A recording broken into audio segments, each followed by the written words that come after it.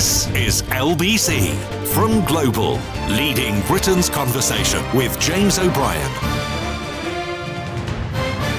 Well, good morning. Lewis Goodall sitting in for James O'Brien here on LBC for the next couple of days. I know he's still away. Don't cry. He will be back. Fear not, everybody. But with lots and lots of politics to get through before he does. Certainly today, one of those days where it's really barely worth getting out of bed. Just stay. Leave LBC on all day long. Be entertained and informed. We're going to start with the politics of the moment, which you might be forgiven if you closed your eyes and had missed the general election. Perhaps some of you wish you had. Then you might be forgiven to thinking, what's this? What's going to be on the news this evening? TV bulletins featuring a Home Secretary on an illegal migration raid, on a midnight bust, cracking the illegal migration gangs, talking tough, trying to, as much as they possibly can, trying to chase Nigel Farage, the Pied Piper of British politics. You may, if you close your eyes and woken up, be forgiven for thinking that Rishi Sunak was still in number 10 Downing Street. But of course, he isn't. We have a Labour government, which in many ways this morning is sounding like a Conservative one. But isn't that part of the point? And maybe that is part of the problem. You'll have seen this morning that Keir Starmer's government has been accused of trying to mimic Nigel Farage's Reform Party by publishing videos of raids on migrants accused of working illegally in Britain. Release of the footage is due to be part of a crackdown on those entering the country illegally. And it, as I say, echoes similar initiatives by Rishi Sunak's Tory government that were criticised at the time, funnily enough, by Labour and by others. The raids are being publicised as the Home Secretary, Yvette Cooper's landmark border security, asylum and immigration bill returns to its Parliament for its second reading in the Commons today. But the films have been criticised by human rights groups and MPs for being melodramatic. Among others, the Refugee Council has said that the government is using performative stunts to try to promote division. Former Green Party leader Caroline Lucas has said it was sickening trying to see Labour appeasing reform. And I think part of the conversation I want to have on this, as we always try and do on this show, of course, is to be as nuanced as possible. And I think you can kind of break this down, both into the kind of the why they're doing it for political reasons, which I think are good and bad. And I want to break down why I think that is and try and sort of take you along with me on this. I think it is important.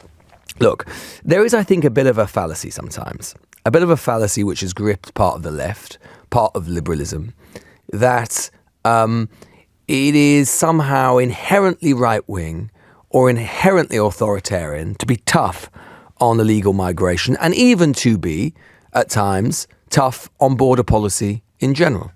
There is nothing, in fact, that is intrinsically left-wing, intrinsically liberal, certainly about cracking down on illegal migration. Indeed, the solidarity on which any kind of social democratic, liberal system depends relies on a sense from the population at large that the rules are being observed and enforced. The problem, the gap that creeps in, the void that hard right, populist right, far right, whatever it happens to be, the gap that is filled by those forces takes place and occurs when there is a perception that those rules are not being enforced. For my money, in my assessment, Britain is a very decent, tolerant country, which actually is very open. Much of the population, not all, obviously, some people are always going to be nativist and unpleasant, but much of the population is up for a conversation, a reasonable conversation about migration, and is far more aware and open to a discussion of the trade-offs than politicians would give them credit for. What it is not open to, and what it is certainly a problem if it is manipulated by the far right or the hard right or whatever it is, what it is certainly not open to is manipulation of the system for and by criminals. And certainly not open to a manipulation from groups of people who are not following the rules. So in a sense, I actually disagree with Caroline Lucas and others. I don't have that much of a problem, personally, with the government sending a very clear signal, as it's clearly trying to do, that they will not tolerate illegal migration and these gangs need to be cracked down upon. I think everybody from left to right can agree with that. I've spent time investigating, reporting on these criminal gangs, these people smugglers. They are some of the worst scum of the earth. They trade and peddle on human suffering via the vehicle of human hope. And very often they know what they're doing. They put people, women, children, babies into overcrowded, barely afloat little rubber dinghies, and they send them off on one of the busiest shipping lanes in the world, i.e. the English Channel, and everywhere else as well. And they charge a fortune for the privilege. So no one, left to right, should have any truck with those people. That's not to say that the people that they're ferrying over aren't all legitimate refugees. I've interviewed them. Some of them most definitely are. Some won't be. But nonetheless, no one from left or right, in my view, should have any truck with these people. So I have no problem in particular with the government alighting upon this. The question is why they're doing it. And they're doing it clearly because right now in British politics, Nigel Farage and the populist right are playing and calling all of the tunes and the shots. Farage is the Pied Piper of British politics. He is, despite the fact he only has 5 MPs, despite the fact that he's not consistently leading in the polls, albeit he's certainly first, second or third, depending on which poll you look at, he has both Kemi Badenoch and Keir Starmer running after him. He is setting the terms of political trade. So the question is leaving aside the rights or wrongs of whether liberalism or left-wing forces or whatever you want to call it can be, should be, being performative on these matters, sending a signal to voters that they get it. The question is whether it will be effective. And on that, I am not so sure. Because the truth is that there is two ways of looking at this, and it's part of the thing I want to talk to you about. One view is the one I've just articulated, which I think I basically think is right, but I'm not sure, which is that it is important in an era where there is a huge amount of concern about these matters for the government, particularly a left-wing government, to send a signal they get it. On the other hand, there is another way of looking at it, which is that the more that you play into this narrative, the more that you follow Farage, the more that you play on his turf, on his terrain, the more likely you are to lose. That Labour is never going to be viewed as being as tough on immigration as reform. That's just a losing political battle. No matter what you do, you're never going to be seen as tough as Farage is. And Farage will always move the goalposts. And therefore, focusing on it, this is the argument, increases the salience of the issue that Reform wants to talk about. And many of the voters who are most opposed to these matters, to migration and so on, are never going to be persuaded. And I think that is a fair challenge. And it is entirely possible that is where Keir Starmer will end up. That the more you do things like this, the more likely you are to simply empower Farage and the very arguments that you're talking about. Now, for my money, I think it is possible to do two things at once. I think it is possible to put more than two thoughts or more than one thought in voters' heads at any given time. And I think it is possible and indeed desirable, as I say, for a left-wing government to send a signal to people that they get it about illegal migration, that they get it when they think and they see that there are people who are manipulating the system, and that has to have, from a government, there must be no tolerance of any of that. But I think at the same time it is possible to take a breath, to add something in parenthesis, to have a second sentence. And it's the second sentence which I think never comes and is the problem, which is this. Yes, illegal migration. Yes, of course it's a problem, but it is a drop in the proverbial ocean in terms of the migration we're seeing overall. And it's the migration we're seeing overall that I think a left-wing government or a Labour government should draw a line in the sand with Farage over, and it's what they don't. Because we never get that second sentence, which is, okay, Nigel Farage, you want to crack down on migration. What do you want to crack down on? Let's take the latest figures. We never hear the actual figures, do we? Let's take the latest figures. Of the latest net migration figures, we had 500,000 work-related visas issued in 2023. What were the key sectors? Health and social care, with a significant portion of those work visas going to healthcare professionals and to social care professionals. Do you want to not let them in? Do you want to let people's nans and granddads have no one to look after them in their social care settings, their social care homes?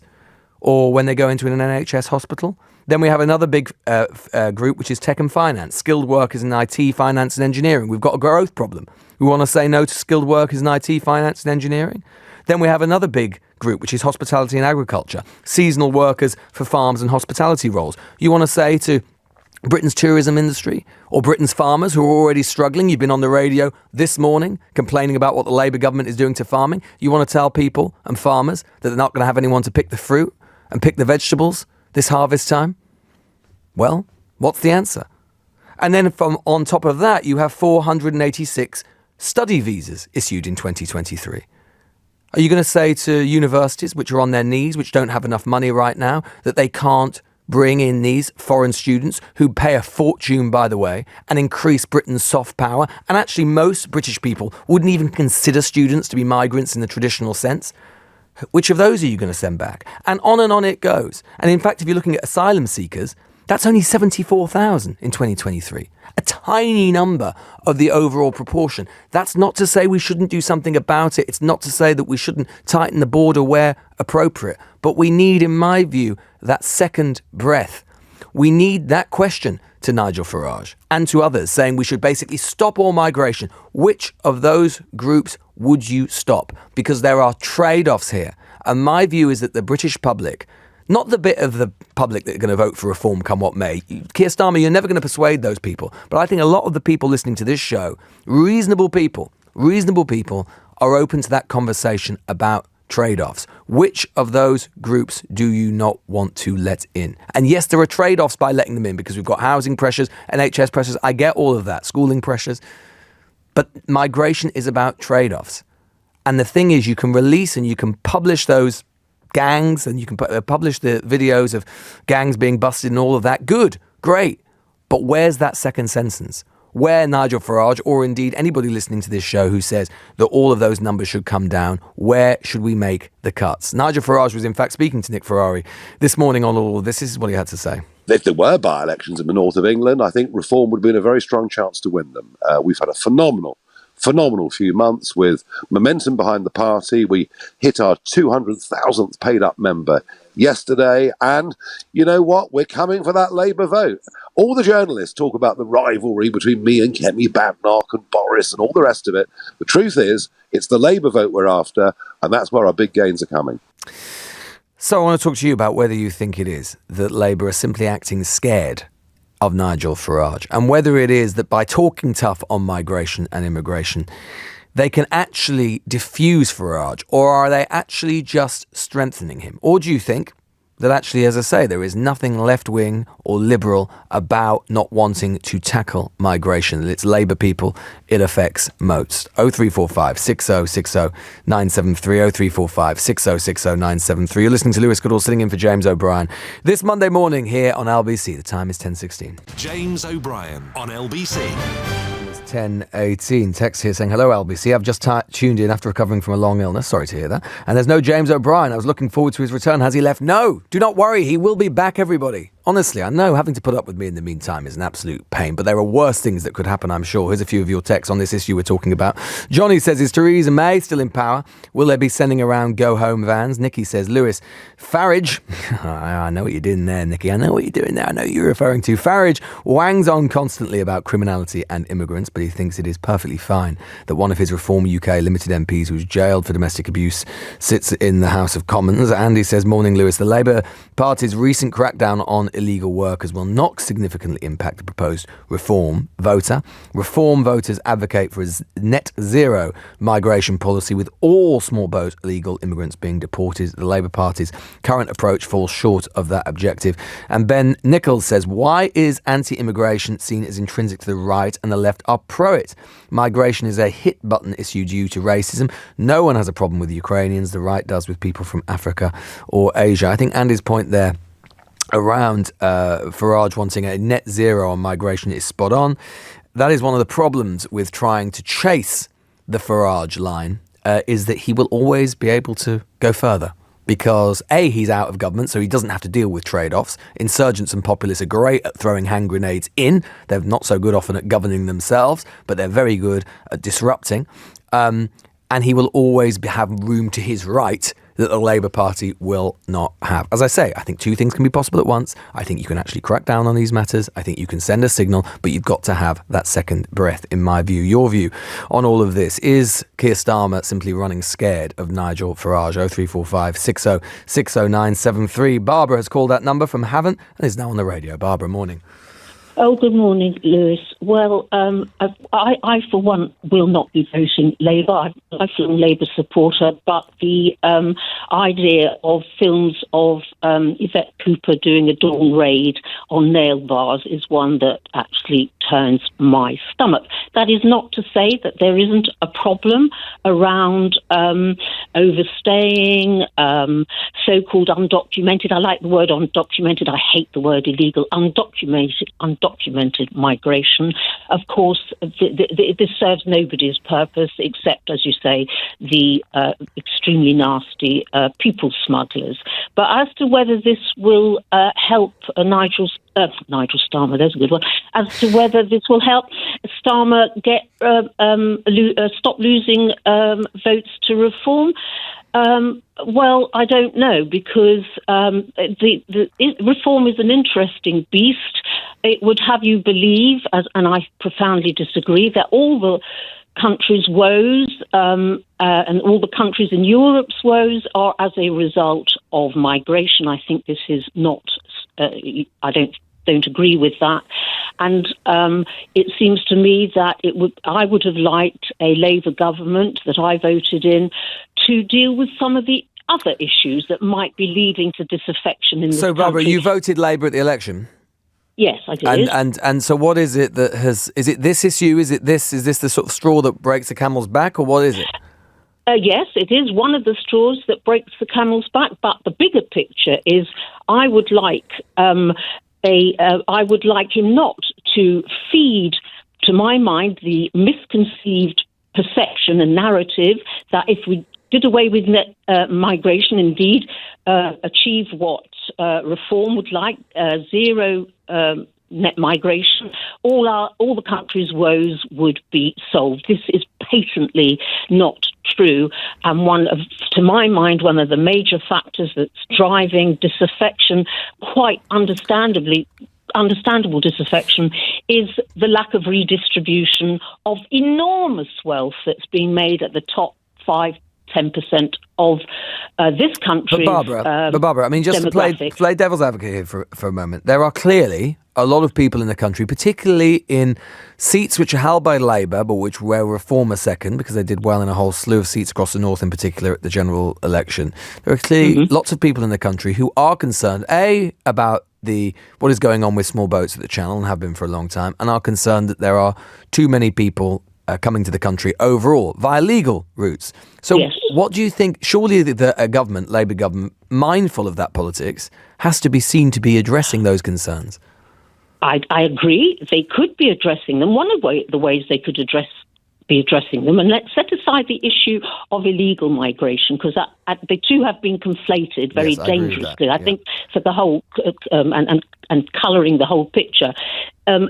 Legal migration is a different issue that Labour could be dispelling some myths about, one of which is one I'm very dear to my heart, the idea, the misconception that legal migrants come to this country, get a free house, universal credit, this benefit, that benefit. They are for the practically all of them, be it students, workers, both for high-skilled jobs and so-called low-skilled jobs that nevertheless require skills.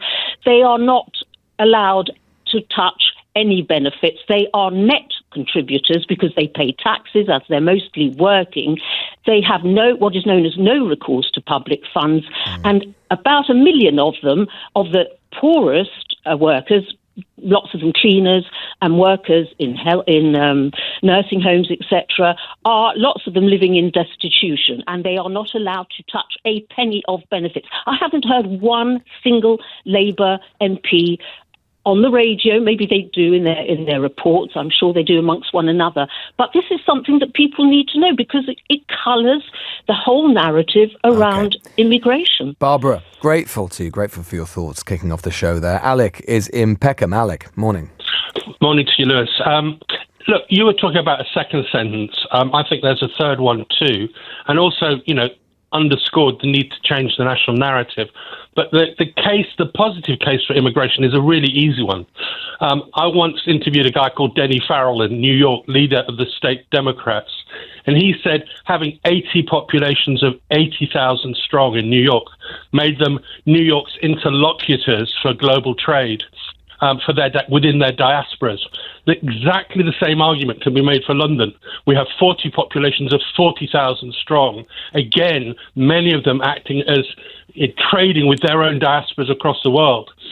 It's like a sort of bad pantomime, because the argument is really easy to make. In fact, the negative arguments should be completely neutralized by making the case that all great nations are built on waves of immigration and trade successfully within each of their immigrant populations, and that the fact that London has 40 populations of 40,000 strong makes it a fantastic national asset. So the argument is really easy to make. What about, Alec, this is an old argument, or one but it keeps sort of getting brought up again and again, mainly by Tony Blair and David Blunkett, who I have to say never let it go, but I actually have some sympathy with.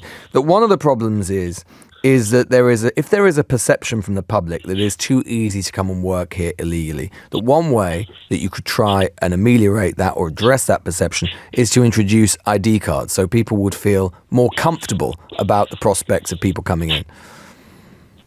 Look, I think every measure that can be taken to reassure the population that immigration is being policed, really assertively, should be taken, including, it's a natural next step that Tony Blair often makes is that driver's license is an automatic, obvious identity card. And again, I think to the point you were making earlier, the population is really very, the silent majority is sort of groaning and kind of going, let's make these measures, debate the case for these measures more positively. Okay, Alec, grateful to you. Brian is in Ipswich. Brian, morning. Good morning, Lewis. First time caller, as we would say. Oh, wonderful. Well, welcome along.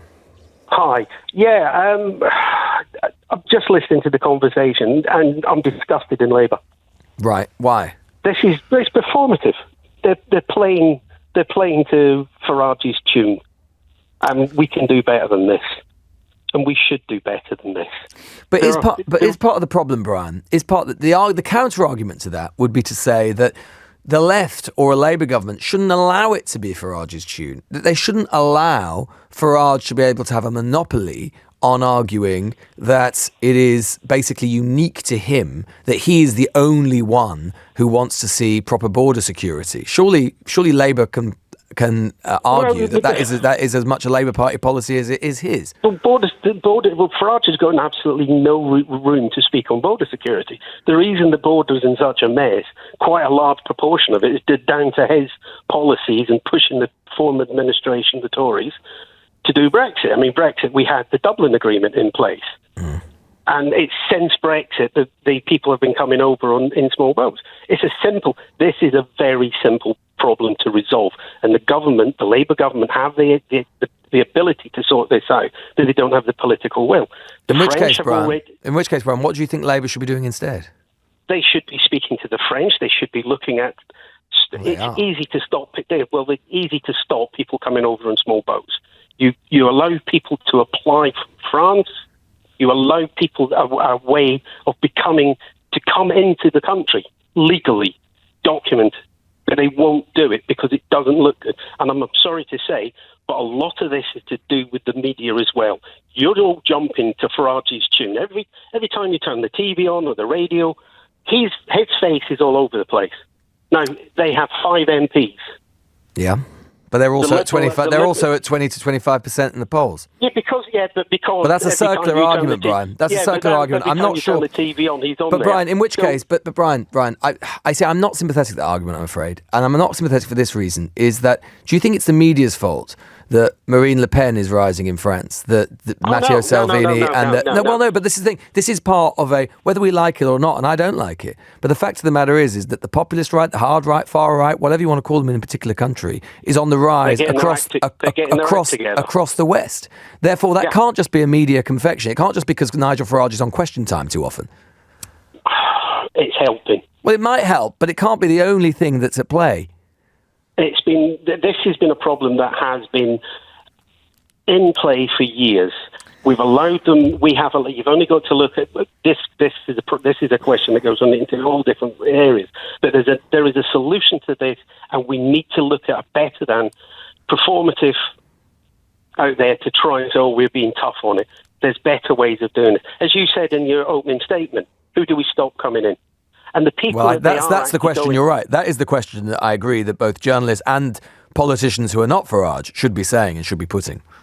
And the people that they're going out and they're actually arresting for working illegally, what jobs are they doing? And why are UK citizens not doing these jobs? It's a simple answer. UK citizens don't want to do these jobs. Well, but also, to be fair though, Brian, some of these people are often working for wages that are way below the minimum wage. I mean, why are the companies not being prosecuted? Well, they should be. I completely 100%. 100%. But you can do both, can't you, Brian? Grateful to you. We're going to continue this conversation, and I wonder if we might pick up a thread, because it does interest me, on what Brian said there, which is that many people believe, I know many people listening to this show believe, many people who contact me on social media believe, that the Farage phenomenon is largely a media confection.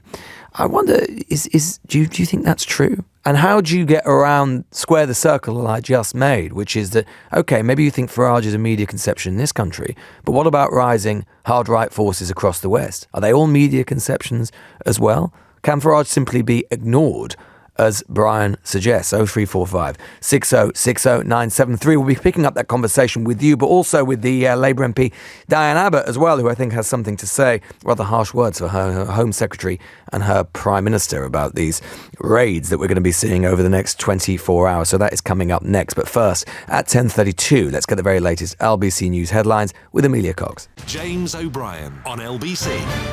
Is 10:35. Let's talk to Diane Abbott, as I said, Mother of the House, of course, Labour MP for Hackney North and Stoke Newington. Diane Abbott, thanks so much for joining us this morning. Your reaction to the fact that we're going to see on our TV screens and bulletins tonight this footage, these pictures of these raids?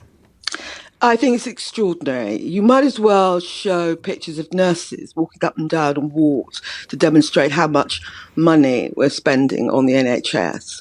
All they're trying to do is placate potential reform voters. And my view is, far from placating people who are thinking about reform, it just reinforces reform's arguments and makes it more likely that people will vote for the real thing. Number 10's argument is that the left, the Labour Party, needs to have an answer to people's concerns about what they're seeing on the English Channel, about migration numbers too high, and that leaving that terrain open for Nigel Farage is a problem. What do you say to that? Well, I have to remind you that when Keir Starmer was running for the leadership, he sounded quite like me on the issue of migration. And many other things. And many other things. The point about migration, it's a very difficult issue at this time. You've got the rise of far-right parties in Europe. You've got Trump, which has a blatantly racist line on migration over in North America. But we, the Labour Party, should stand up for a position on migration which is fair, which is ethical, and doesn't play to people's fears. But there's nothing left-wing, is there, Diane Abbott, about wanting to ensure that people who have broken the rules, you've got smuggling gangs who I think we can all agree are appalling, wanting to make sure that the law is enforced. There's nothing right-wing about doing those things. Forgive me, Lewis. I am not saying that a fair and ethical approach to migration is in some way left-wing. I'm saying it's the right thing to do. And in the end, it stops you playing to reform's tune. There's no doubt that our migration system could be improved. There's no doubt that we could come down tougher on these employers that exploit migrants. But what we mustn't do, in my view, is just dance to the reform drum. Do you think that net migration is too high at the moment? Well, I mean, it depends what you mean by too high. There is an argument that more migrants who very largely come and work, is better for our GDP. Maybe you should ask the Treasury whether we have too many migrants at the moment. Well, we've had a huge amount of migration in recent years and our GDP has barely moved at all. Well, as I say, it is the view of a number of economists that because we have an ageing population in total, migrants coming in helps to maintain our productivity. But maybe you should get one of those economists on the show. In terms of what Keir Starmer does now, I mean, as you say, he used to say rather different things when he was running for the leadership than he does now. Do you have much sense of what he really believes on this matter?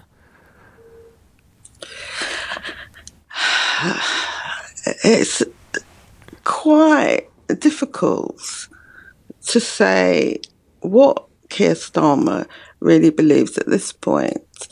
But I think it's true to say that he's very worried about reform and will do almost anything to try and fend off the reform threat. But, I mean, he does need to do that, doesn't he? Because, I mean, Reform are second in scores of Labour seats. Yeah, I think Reform are second in about 90 Labour seats. Yeah.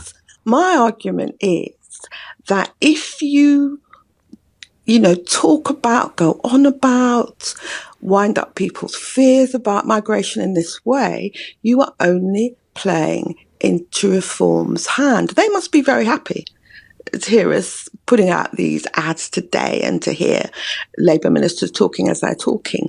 All it does is reinforce their argument, and people will vote for the real thing in the end, rather than Labour scurrying to catch up with them. On another matter, Diane Abbott, you've of course seen the fact that Andrew Gwynne is no longer a parliamentary colleague of yours, or at least he's been suspended administratively from the Labour Party. One of the jokes, quote unquote, that he was discussing in the WhatsApp group, which has now been made public, was about you saying that you were filling in Prime Minister's questions for Jeremy Corbyn, quotes, because it was Black History Month, apparently. A councillor then suggested that other black Labour MPs living and dead could be filling in. Was David Lammy not available? I'd also take the corpse of Bernie Grant. Do you think that those other councillors in that group should no longer be part of the Labour Party? I certainly think we should find out who they are, and I certainly think that we should consider expelling them from the Labour Party. We really, in 2025, we have to be putting behind us this type of racist banter. Even if people think they're doing it in private, it's the wrong thing to do. When you saw the story, what was your reaction to it? I was just sad. As I say, that after all these years, people still think these type of things are jokes. And these are meant to be Labour representatives. Do you think that Andrew Gwynne should be allowed back into the party at some point? Well, that's a matter for the party. I mean, they allowed me back in the end. So I dare say they'll allow Andrew Gwynne in the end. We do know the name of the other Labour MP who was part of that group because he's confirmed it overnight, the Labour MP for Burnley, Oliver Ryan. Do you think he should be suspended from the party? Well, again, I think that's a matter for the party. I think he should be very ashamed of himself, though. Do you think that other people in that group had a moral obligation to call out what was being said, which obviously never happened? I think that anybody who heard what was being said on that WhatsApp group should have reported it in some way, or at least should have said to their colleagues, we need to stop talking like this. Do you think that there is something we're going to be talking about on the later on in the show? I did an interview with the Shadow Chancellor of the Duchy of Lancaster on my Sunday show yesterday, Alex Burkhardt, and he was criticising, perhaps entirely sort of reasonably, and as you might expect, in the kind of opposition to government kind of way, he was criticising what was in this group. He was taking particular issue with the joke about anti-Semitism, or about the idea that someone had too Jewish a sounding name. Didn't mention you as part of that. And then I, of course, put it to him that we'd seen plenty of jokes about Muslims and others from the Conservative Party in particular in recent years. I put to him about Boris Johnson and his remarks around Muslim women looking like letterboxes. He then said, well, the difference is, basically, I'm paraphrasing, but he basically said that was funny, and Rowan Atkinson confirmed it was funny. I put it to him that clearly showed that there is a hierarchy of racism in British politics. He denied that. Do you think that that's the case? Well, I think it's very extraordinary that he thinks that jokes about Muslims are funny. I mean, what type of joke is that? I'm afraid that the Tories are in no position to criticise any other party about racist jokes. And like I say, in this day and age, in what is supposedly a multicultural society, people in positions of responsibility shouldn't be dabbling in jokes like this.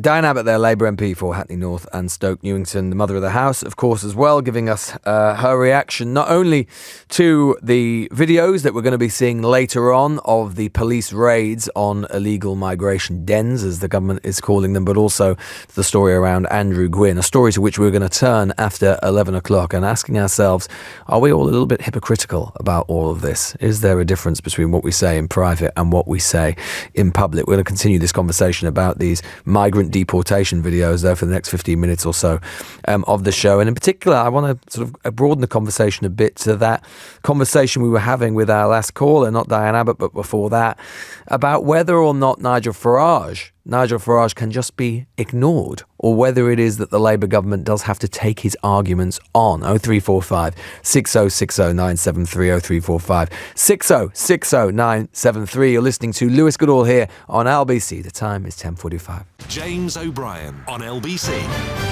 Just tuned in, and it's Lewis again. Has James O'Brien been locked in a cupboard? It could be worse, folks. You could have Suella.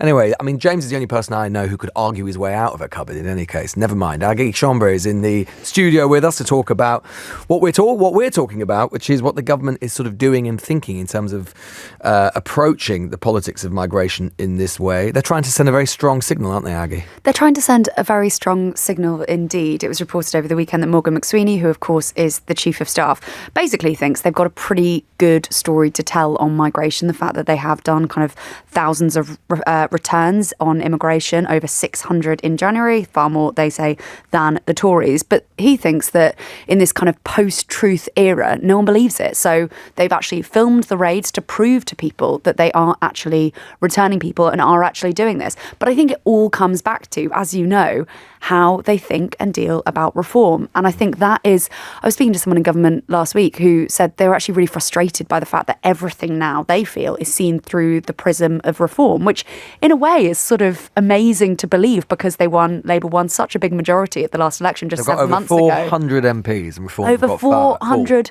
They've got, yeah, exactly. Yeah. And yet they think that, reform, Nigel Farage sneezes and everyone responds to that, and everything Labour do. Everyone catches a cold. And indeed, the way that Kemi Badenoch, I think probably correctly, her first policy announcement was framed last week was through the prism of reform. Everyone thinking, okay, well, Kemi Badenoch has done this, has said that she's going to double the amount of time that people have to be here to get in, to be able to stay. And people say, oh, well, that's because of reform. But it's really interesting to see how the government is responding to that too now. It's a really interesting kind of binary or question, isn't it? Because, I can see it now. Whenever you talk about Farage, this is always the reaction you get. There are basically two camps, as we've been discussing. One is that you have to take his arguments on in order to defeat him, which is clearly what the government is moving towards. And the other one is that this is, and you hear this in particular from Liberal voters, more liberally oriented voters, is a belief that Farage is a sort of media confection. And the reason that he does well and that he polls well is because we in the media in particular pay him too much attention, and the government is now going to augment that and add to that. What do you make of that argument, or that binary? Well, it's interesting. I think that's basically bang on. And I think that kind of played out on your show just now, listening to Diane Abbott basically saying the government's making a mistake, far from placating people who are thinking of voting reform. Instead, it's just reinforcing reform's argument by doing things like filming the returns. But you can see what the government is trying to do. And I think it was, 3 weeks ago on your Sunday show that we saw that play out in real time. Nice plug from Aggie there. Lovely to see. 10 a.m. every Sunday. And you saw that play out in real time. You had an interview with Nigel Farage, who Wes Streeting, the Health Secretary, had accused of suggesting that the NHS under reform would not be free at the point of use. Nigel Farage responds, and the government absolutely loved it. They really made hay of that because they thought that was getting Nigel Farage and reform exactly where they wanted on the policy ideas, because they think that people are arguing about sort of the idea of reform, the polling around reform, rather than actually what would reform do if Nigel Farage was in charge of this country. Yeah, because Farage, I think this is the thing that is sometimes missed. And I think the government get it, but it's interesting that they're obviously trying to do two things. Yes, trying to fight him on some of his own terrain, but he has got political vulnerabilities himself. Not least that actually political vulnerabilities that the Labour Party would uniquely be able to exploit. One is on the NHS, and which we've, as you say, we've already started to see be deployed, which is his own particularly, he's reasonably straightforward about it. He doesn't really believe that the NHS model works. He doesn't believe it is sustainable. He's saying that it should be free at the point of delivery, but exactly what that looks like, it's the third rail of British politics. But there are other things as well. Not least the fact that Farage's long-term weakness has always been, and he kind of knows this, is that the voters, it's like a parable of Brexit itself. He is basically an old-school Tory libertarian in a lot of ways. And the voters he wants are more socially conservative, but also quite statist voters, older voters, often in the north of England and the Midlands. I think that's right, but I think it's really, really interesting to see how everyone responds to it, and also what is effective. I was speaking to someone who's very, very close, intimately involved in Rishi Sunak's campaign in the last general election, and they said basically their plan, and I hadn't heard someone say this before, I thought it was really interesting. They said basically their plan, until Nigel Farage said, oh no, actually, I am going to run as an MP, and I am going to be Reform UK leader, their plan was basically to out-reform reform. So that's why you saw the national service stuff, remember that? And then Nigel Farage entered the race and they thought, oh goodness, hang on, we're actually not going to be able to do that. Instead, we're going to have to adopt a more Lib Dem strategy.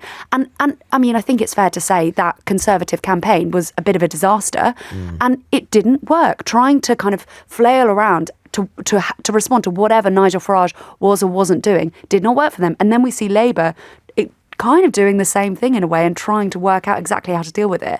And you've got red wall MPs. You can starting to see Labour red wall MPs saying we need to do more on immigration. But they're not all saying that. And then you have this kind of friction between those that have problems with migration or feel they have problems with immigration in their seat, those that feel they've got problems with grooming scandal in their seat. And it's all slightly different. And if you spend your time, if you create policy based on what Nigel Farage is doing, I think you might have a bit of a problem. I think that the other problem around it is that we live in an age which is basically vibes based, and whether we like that or not. And I'm really struck. There was some reporting in the Sunday Times yesterday talking about how Starmer wants his governments and he wants himself to be seen as a kind of insurgent. We need to be the insurgents.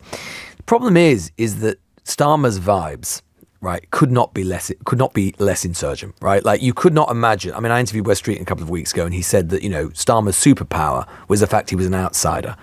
He gives off or he emits none of those signals whatsoever. Whereas Farage, who in many ways actually is a bit of an insider, he's Dulwich educated, public school boy, all of those things, used to be a metals trader in the city. Because his vibes are kind of wax jacket and a kind of packet of fags and all of that kind of stuff, enjoys a bitter of an afternoon. Because his vibes are outsidery, he basically wins on that terrain. And that's the problem. I think it's so interesting. You're completely right. Because, I've been back to, not in a weird way, Keir Starmer's childhood home. He just lived in, I did a podcast on him and who he was, lived in a little town in Oxted in Surrey. And he just went to local school around there, just worked really, really hard. I remember speaking to one of his neighbours just outside who'd known him and said he's just someone who worked really, really, really hard. That's all he did. We never saw him because he was just working. He wasn't someone whose parents were, we know his father Rodney was a toolmaker. Wasn't someone whose parents were in politics. Donkey farmer.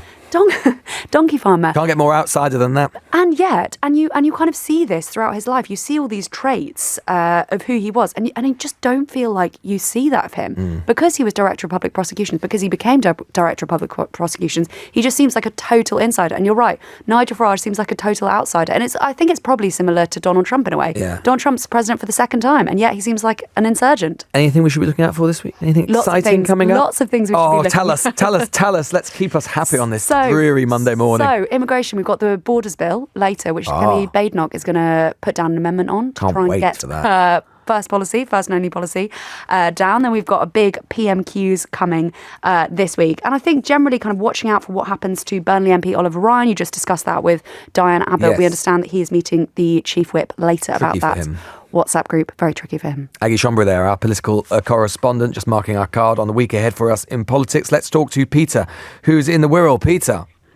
Hi, Lewis. Good morning. Good morning.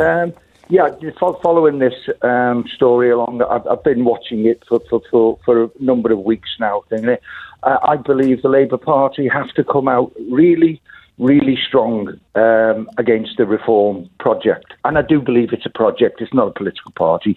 And the one, as I spoke to your producers, the one word I would use to describe the reform project or why it will work is Brexit.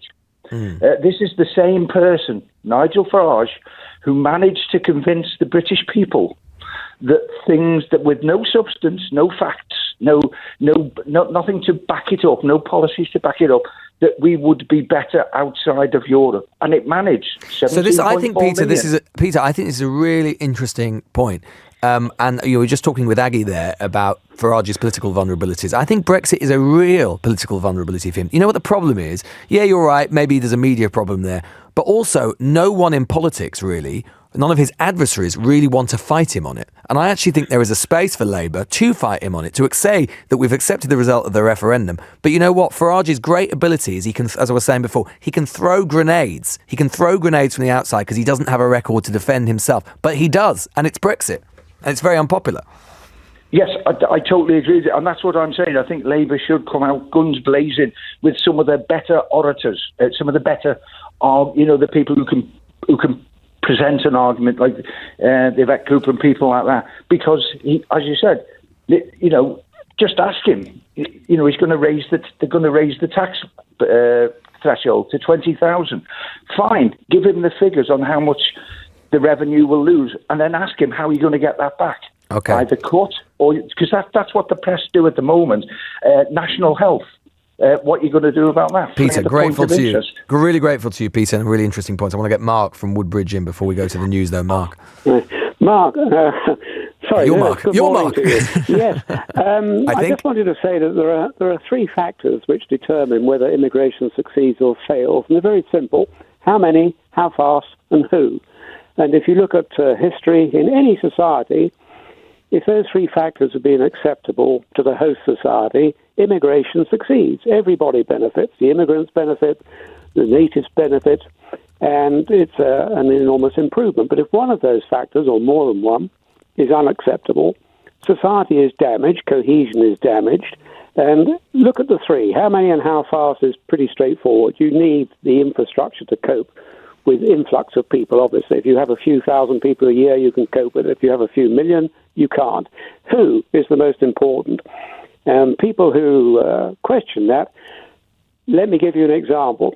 Do you think there will be outrage about immigration in this country if we had 1 million Australians or 1 million New Zealanders or 1 million Canadians coming in? It wouldn't even make the middle page. Nobody would notice. Nobody would care.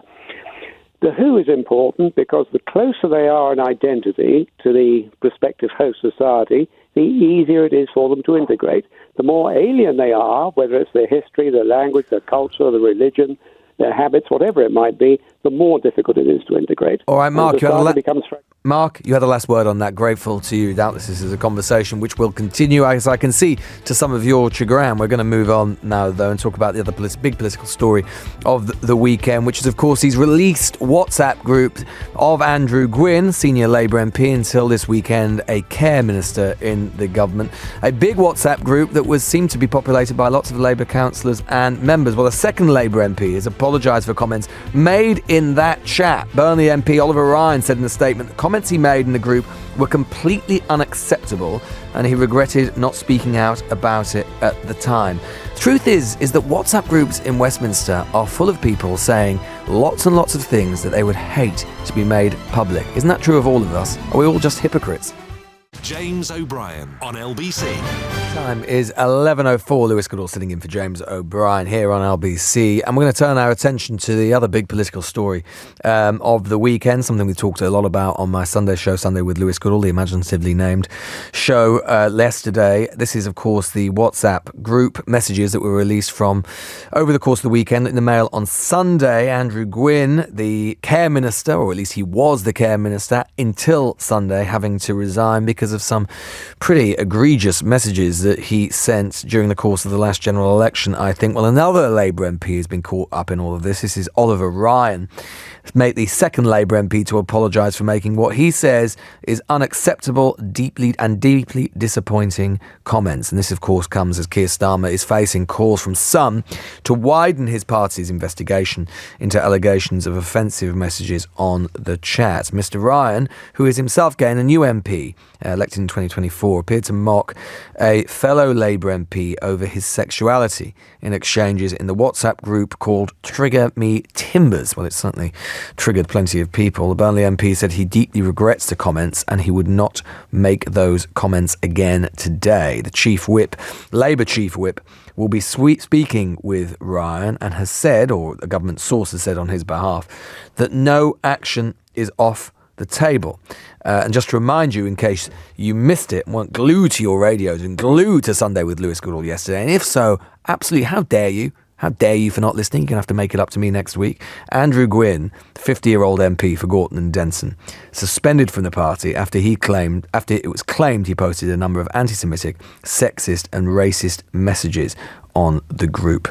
And it involved other things, mocking, as we were hearing in the last hour of the show, mocking Diane Abbott, the now mother of the House, for turning up at Prime Minister's Questions, becoming the first black MP ever to represent her party at Prime Minister's Questions, and Mr. Gwynne remarking rather blithely that it must be Black History Month. He also suggested that there was a constituent of his that had too Jewish a sounding name, that he might be connected with Mossad, and of course suggested that he hoped that one of his own constituents would be dead, a 72-year-old woman, because she had the temerity to complain about the bin collection and she didn't vote for him. Question I want to get into with you personally, of course, is whether you think that Mr. Ryan also ought to be thrown out of the party, and all of these other Labour councillors. I put it to Matthew Pennicook, the housing minister, yesterday, exactly why it was that Mr. Gwynne had been suspended from the party, but the other people in the group hadn't been. Answer came there, none, especially. He just repeated, there's a live investigation, there's a live investigation, there's a live investigation, as if his life depended on it. So we didn't get very far on that. So I want to ask you whether you think it ought to be the case that these people are suspended from the party, but also get into a slightly wider conversation, which is that, and I'm always intrigued by these stories, I'm just going to say I haven't quite made up my mind myself exactly as to where I sit on all of this, but the extent to which it is possible to say something in private, and it might be stupid, particularly if you're in politics, particularly if it's a big WhatsApp group, particularly if you're in the North West Labour Party, which is basically as internecine as it comes and vituperative as it comes, and entirely be possible that anything you say is going to be leaked at any given moment. So it may be politically foolish, but where does the line come? Because we know there is a line. We know there is a difference between saying things, our public-facing personas, and our private ones. I would say things in private that I wouldn't say on this radio station, and that would go for all of you in a professional setting. And that is just something we all understand. But we also do understand as well that there probably, even in private, is a line, isn't there? And where should that come? And also, as part of that, where is the route for redemption? Where is the route for forgiveness? If it is the case that Gwynne is genuinely contrite, and indeed that Mr. Ryan is genuinely contrite, and they show contrition and they want to atone for what they've said and done, what should our position be? Should there be a route to that? Should Gwynne and others involved in this group, if they're suspended from the party, be allowed back in to the party? Let's just remind ourselves of what Diane Abbott, who, as I say, was named in all of this, said about all of this some moments ago. Do you think that those other councillors in that group should no longer be part of the Labour Party? I certainly think we should find out who they are. And I certainly think that we should consider expelling them from the Labour Party. We really, in 2025, we have to be putting behind us this type of racist banter. Even if people think they're doing it in private, it's the wrong thing to do. When you saw the story, what was your reaction to it?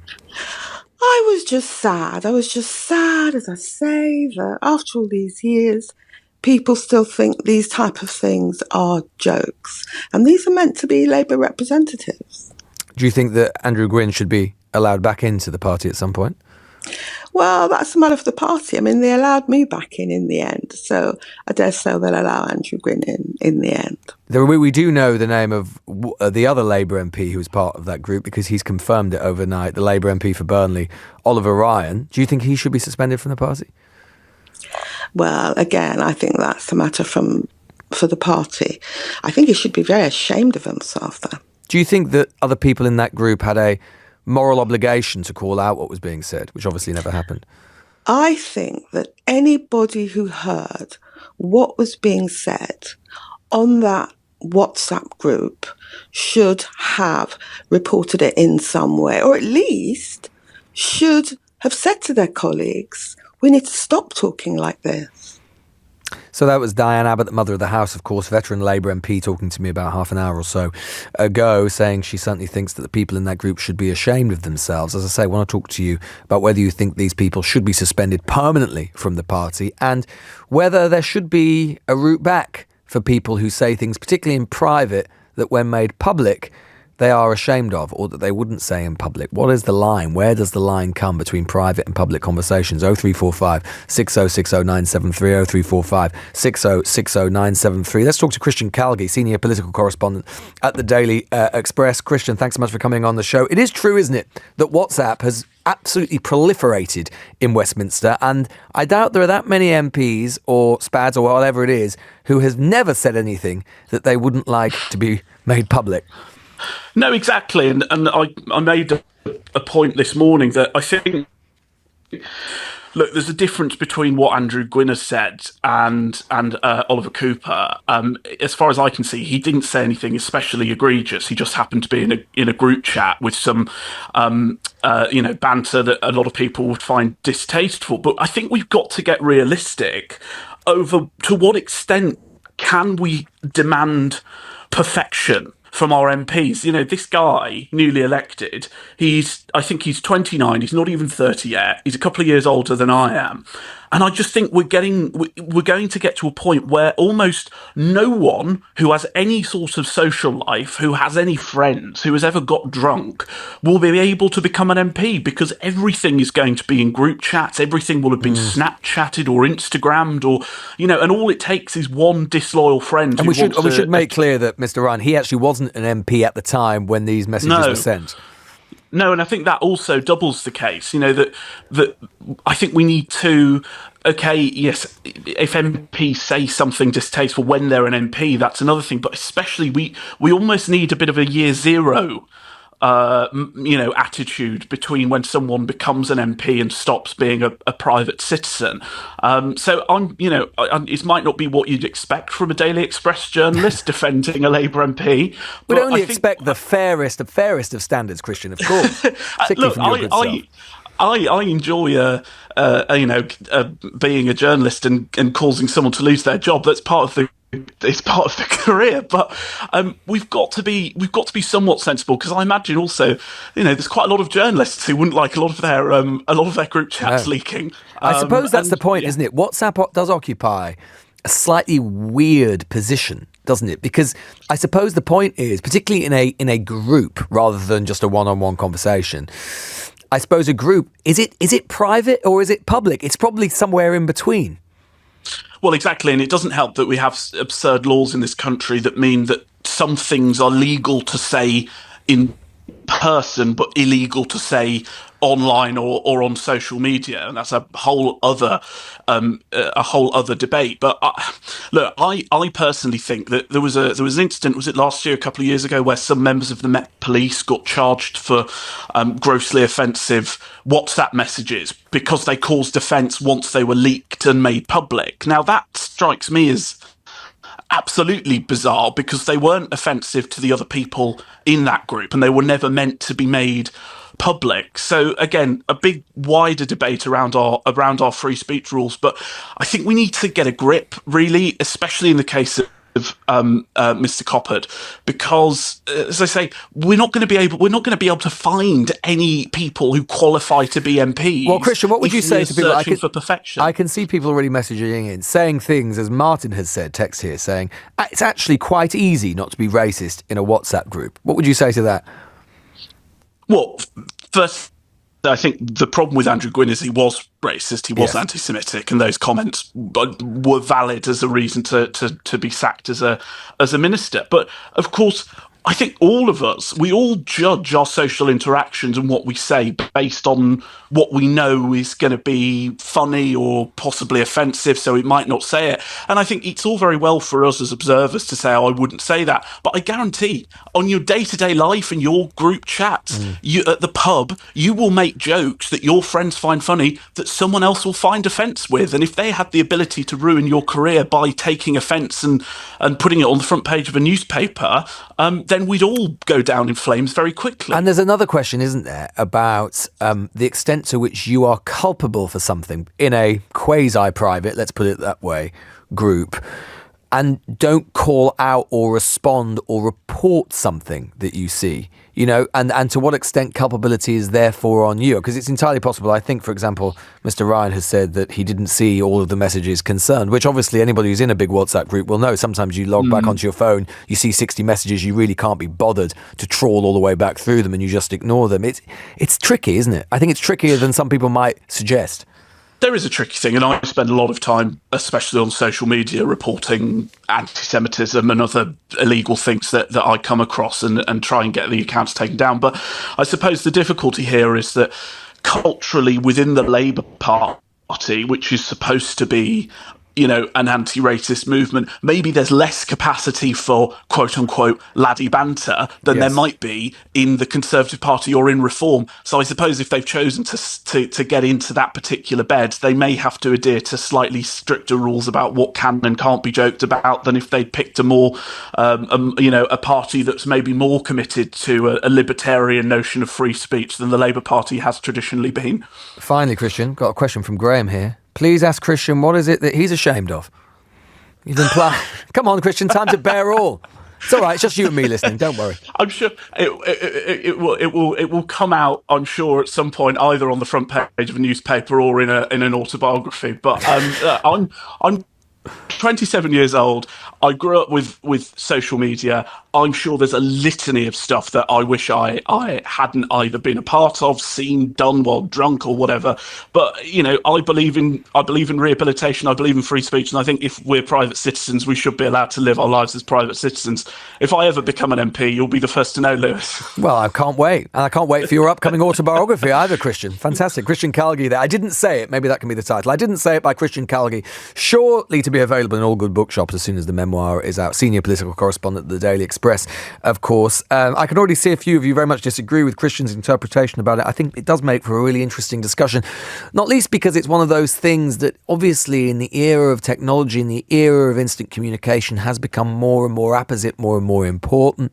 WhatsApp is now an absolute staple, an absolute fixture of Westminster in particular, but lots of businesses as well, lots of gossipiness, lots of sort of, let's be honest, quite vituperative, unpleasant messages exchanged about people to lots of people, forwarded to lots of people in an attempt to make people laugh. Where should the line be? Particularly, and is that line different for elected representatives? Is it different for different types of elected representatives? Is it different for an MP, as Gwynne is, by comparison to Mr. Cooper, who was Mr. Ryan, who was a councillor at the time? And maybe you think the line should always just be that if there are any jokes that can be construed as sexist or racist in any way, that there can be and there should be no way back. 0345 6060 973 0345 6060 973. I do think Christian's point in particular about younger people who have lived their entire lives digitally online are unlikely ever to have a completely clean skin. Would you like all of your messages to be released and published? And would you be able to say to your employer that there was nothing that you would be slightly ashamed about that maybe you wouldn't say in the clean light of day? As I say, want to hear your thoughts on all of that. You're listening to Lewis Goodall here on LBC. The time is 11:19. James O'Brien on LBC. Time is 11:21. We should say, just perhaps read what Mr. Ryan himself has said about this group. He obviously became an MP in July. He was a member of this WhatsApp group from 2019 to early 2022 when he was a councillor in Tameside. Gwynne was Andrew Gwynne was his MP, former employer. He said some of the comments made in that group were completely unacceptable, and I fully condemn them. I regret not speaking out at the time, and I recognise that failing to do so was wrong. I didn't see every message, but I accept responsibility for not being more proactive in challenging what was said. I also made some comments myself, which I deeply regret, and I would not make today, and for that I wholeheartedly apologise. I will cooperate fully with the Labour Party's investigation. Meanwhile, a government source saying that Oliver Ryan's remarks were unacceptable, deeply disappointing. While a Labour Party investigation is already underway, the Chief Whip will also be speaking to him, and no action is off the table. The exact remarks that he made have not been disclosed, but it's understood that he made fun of an MP's sexuality. He is actually gay himself. A few of your texts on all of this. Someone who has asked for their name to be withheld, I wonder why, has said, as an MP or public servant, you need to make sure that you are beyond reproach and that you should never speak ill of anyone who has put you in a position of power. Well, the voters, I think that's fair enough. I mean, if in terms of speaking ill of anybody else, there wouldn't be an MP left in Britain, I have to say. James says, I'm a youth worker. I don't say things in a group that I wouldn't be able to say in public. Really? Never? If they are too stupid to not understand that, it could go public that they shouldn't be an MP. Racina says, yes, Lewis, all the people in that group should all be suspended and named and shamed. Not much sympathy, I have to say, for either Mr. Ryan or Mr. Gwynne. And Michael said there should be forgiveness depending on the severity. Let's talk to Melvin, who is in Ladbroke Grove in West London, who has something to say on all of this. Melvin, morning. Morning. Okay, so your contributor made some interesting points, but I do think on the whole it's nonsense. Go on, tell us why. Well, look, let's take it away from words and groups, and let's talk about pictures. So if you had some private pictures that were sent out into the world, the only real defence against that is to not take those pictures in the first place.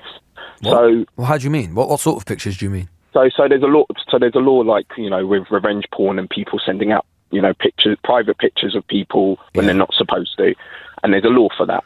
Yeah. But the point is, if you don't take those pictures in the first place, there's no opportunity for them to be misused. And I think but to be fair, fair, Melvin, I don't think that's quite comparable, is it? Because I mean, we've actually tried to clamp down specifically on that question. We can't blame people for having those pictures if they're sent out without their consent. I don't think that. No, I don't, and I'm not saying that we're blaming them either. But what I'm saying is they're being taken or they're being posted on platforms that you don't have full control over. So saying something in the pub out of your mouth to, verbally is a lot different to writing it on a system that is interconnected globally. But how Why would you do that? Well, people do that all of the time. I mean, would you be happy for all of your WhatsApp messages to just be made public? 100%. Wow. And there's two reasons. Well, you're a better man than me, Melvin. No, there's two reasons for that. One, I work in technology. So one part of my job is actually teaching people how to make themselves secure and safe online. Yeah. So I'm in the practice of doing it anyway.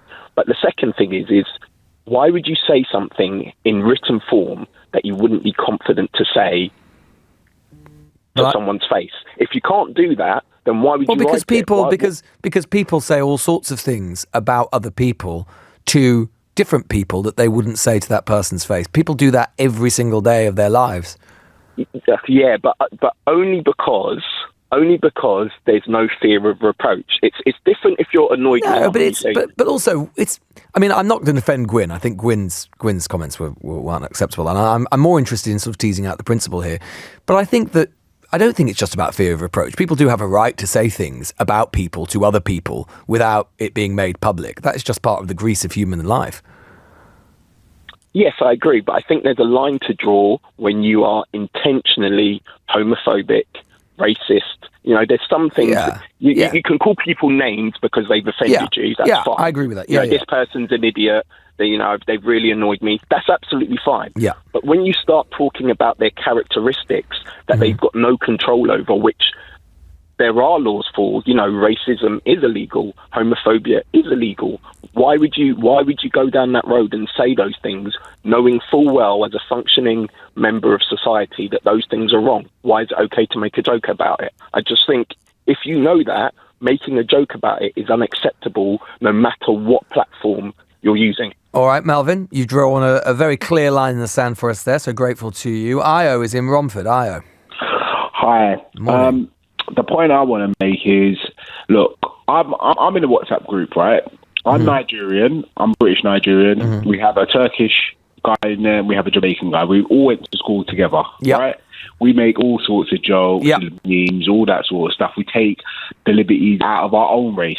You know what I mean? Like he's Turkish, you know what I mean? But would I want those chats to become public? I wouldn't. I wouldn't want those chats to become public. However, right, Keir Starmer has only got one option here, and he has to sack both of them, kick them out of the party, remove the whip, and that's the end of the story. And the reason why he has to do that is we have to put the Boris Johnson days behind us. You asked a very question, where is the line from private to public? And I'll tell you where the line is. The line is when your private conversations become public. Oh, well, that's just the way it is. He's going to have to say, look, I'm sorry. I know maybe you didn't really mean it, or, you might be gay yourself, but we cannot accept this in public discourse. This is the principle. Mr. Starmer, he's put himself as, Mr. Rules, Mr. DPP, Mr. restoring, confidence in politics and all the rest of it. And he will not have a leg to stand on if he lets that guy back into the party or he doesn't sanction, this second MP. I totally, in a way, I sympathise with them in a way. And if I'm so in a way, Io, what you're saying is what you're saying that it's not a problem that these things were said, but it's a problem that they became public. That is the truth of the matter. Yes, that is what I'm saying. And the reason why I'm saying that is because if people are really honest, most people at some point might laugh at a racist joke. Yes. Maybe. Well, because a lot of humour is subversive, right? Yes. And so it's about, a lot of humour is about release. It's about comedians will get close to a line. It's unlikely that no joke, that, there will be jokes that offend someone. That probably will happen. Exactly. I'm black myself, right? Diane Abbott used to be my MP when I used to live in Hackney. I love Diane Abbott. She is the, what do we call her? She's the mother of the house. She's the mother of the house, longest serving woman MP. You know what? I've got no things with her. But to be honest, on the headlines, when I heard what he said about, what did he say? Oh, it must be Black History Month or something like that. I chuckled. Right? Yeah. Now, that does not mean that I'm racist. That does not mean I don't like Diane Abbott. That does not mean I was thinking, it was just like a joke. It was a joke. Okay, I heard it. But the bottom line is, you're an MP, You're an MP, and what I think actually shows is that as an MP, you're actually you're too stupid to be an MP. That's how I see it, because it's like, you should know that you speaking these sorts of things in a group. There's loads of people in this group. It's all it takes is one person to call up the Daily Mail. Look, I've got all of these messages. Give me $5,000 or whatever, and then bang, it's on the front page. You are you are not clever enough to be an MP. Now, I don't really know if he is really anti-Semitic or really racist, or I don't really know that. Yes, because I mean, that's important as well, Io, isn't it? It seems to me that the two things important we've got, maybe three, maybe this is what we're establishing. So there's three things that are important. One, I think, is you're right, your position matters, and you've got to think about your position and how you feel if these things were being made public, even if they are in private, and whether you're in that position at the time. So if you're an MP at the time, and I think that is important to take what Christian has said into account. There will be people from, should we be taking into account, say, WhatsApp messages from 10 years ago or something like that? If someone was an MP then, but then not before that, I think that's important. But I think also then intent and contrition are important, aren't they? So whether someone meant to be offensive, and then do they actually regret it when they come to the end of it?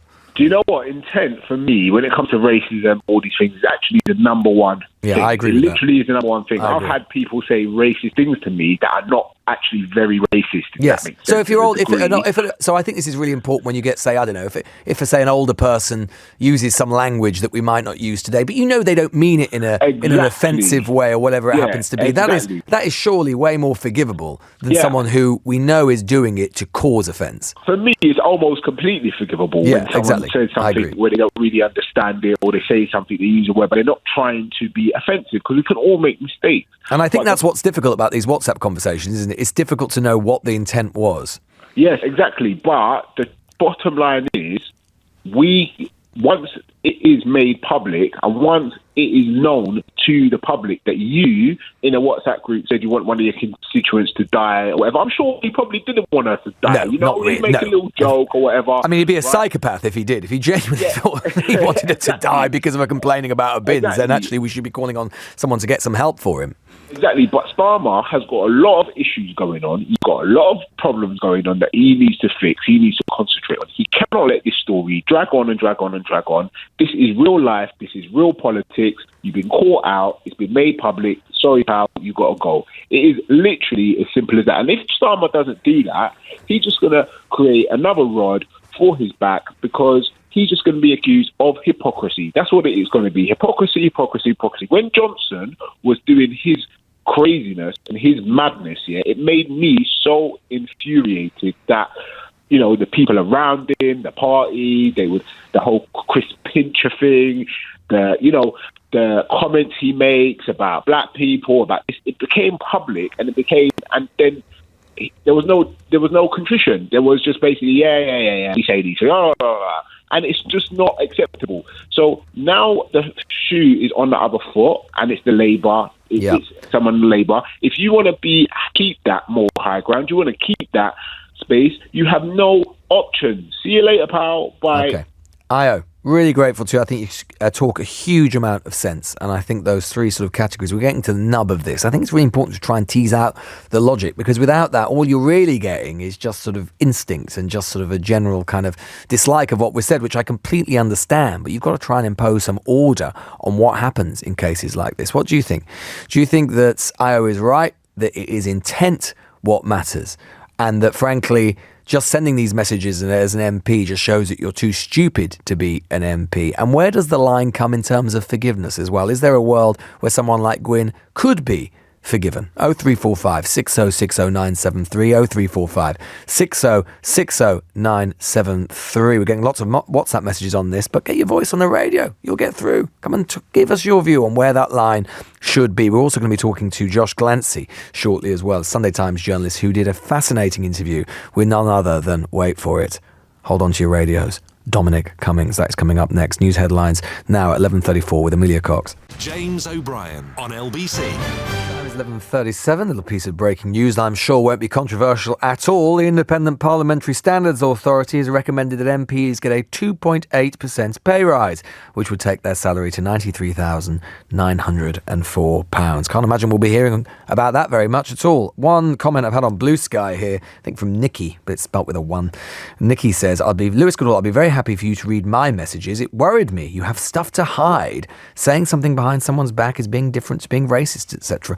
Nicky, I'm very intrigued by the number of people messaging in who would be completely content to see every bit of private correspondence that they've ever sent put into the public domain. It presupposes that we don't have different selves or slightly different people depending on the context that we're in, depending on who we're talking to, whether it's a close friend or someone we barely know. That's just completely natural. We say different things to people who are close to us than compared to those who we barely know at all. I think it's pretty draconian, authoritarian even, to sort of expect a universal standard of behaviour at all times, no matter what the circumstances, not least given that humour in particular is subjective. That's not saying, of course, that there aren't lines in the sand. There are.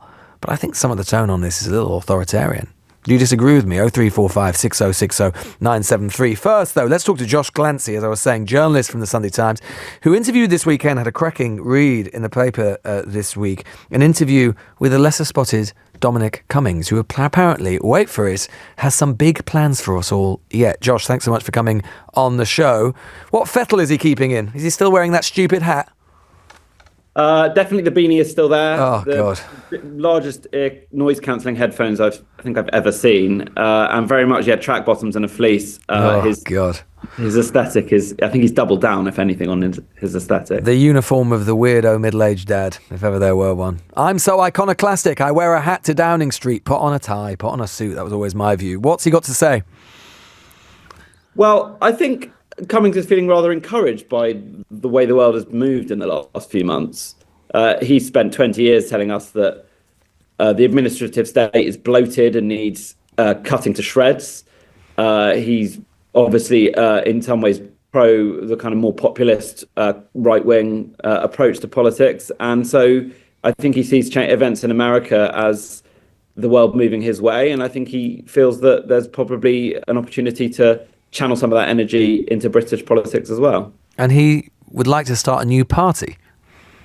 Yeah, I mean, I think realistically he knows that he's not going to start a political party that's going to win an election. I think what he feels now is that there needs to be what he calls a third force in British politics. He's got this theory, basically, that in Silicon Valley and parts of America, what you've seen is a part of the elite, not all, say, do you know what, we're fed up with the order of business, we're fed up with the usual way of doing things, we're fed up with the Democrats, and we're going to back the Republicans and rip up the state and introduce a new system of government.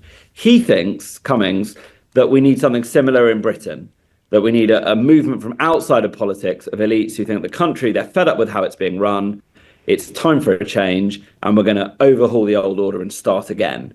So that's his theory of action, basically. I take it, therefore, that he is not remotely troubled by the fact that if he's admiring what Musk is doing so much, he's not troubled by the fact that what Musk is doing, by any definition, we're talking about him going in and sort of shaking things up. No, he's going in, seizing control of government departments, which is, let's put it this way, extra legal, and which, if Congress had any guts at the moment, would be trying to exert its authority over. I mean, for example, abolishing US AID is actually illegal. He can't do it. It's just that the Trump administration isn't interested in telling him that it's illegal.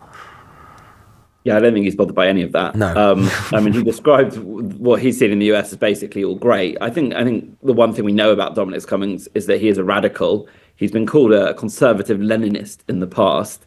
And I think he thinks that the only way you break the blob and you actually change government is by that kind of radicalism where you don't have time for niceties, you don't waste time with lawyers and mess about with convention, you just steamroller through it and really instill change. He's an admirer of Musk. There have been lots of rumours, of course, doing the rounds that he has got a direct line with Musk, a direct connection with him, and that perhaps indeed he may have even been supplying Musk with some of his material and interest in British politics, which has struck many people as unusually precise. You asked him about that, didn't you?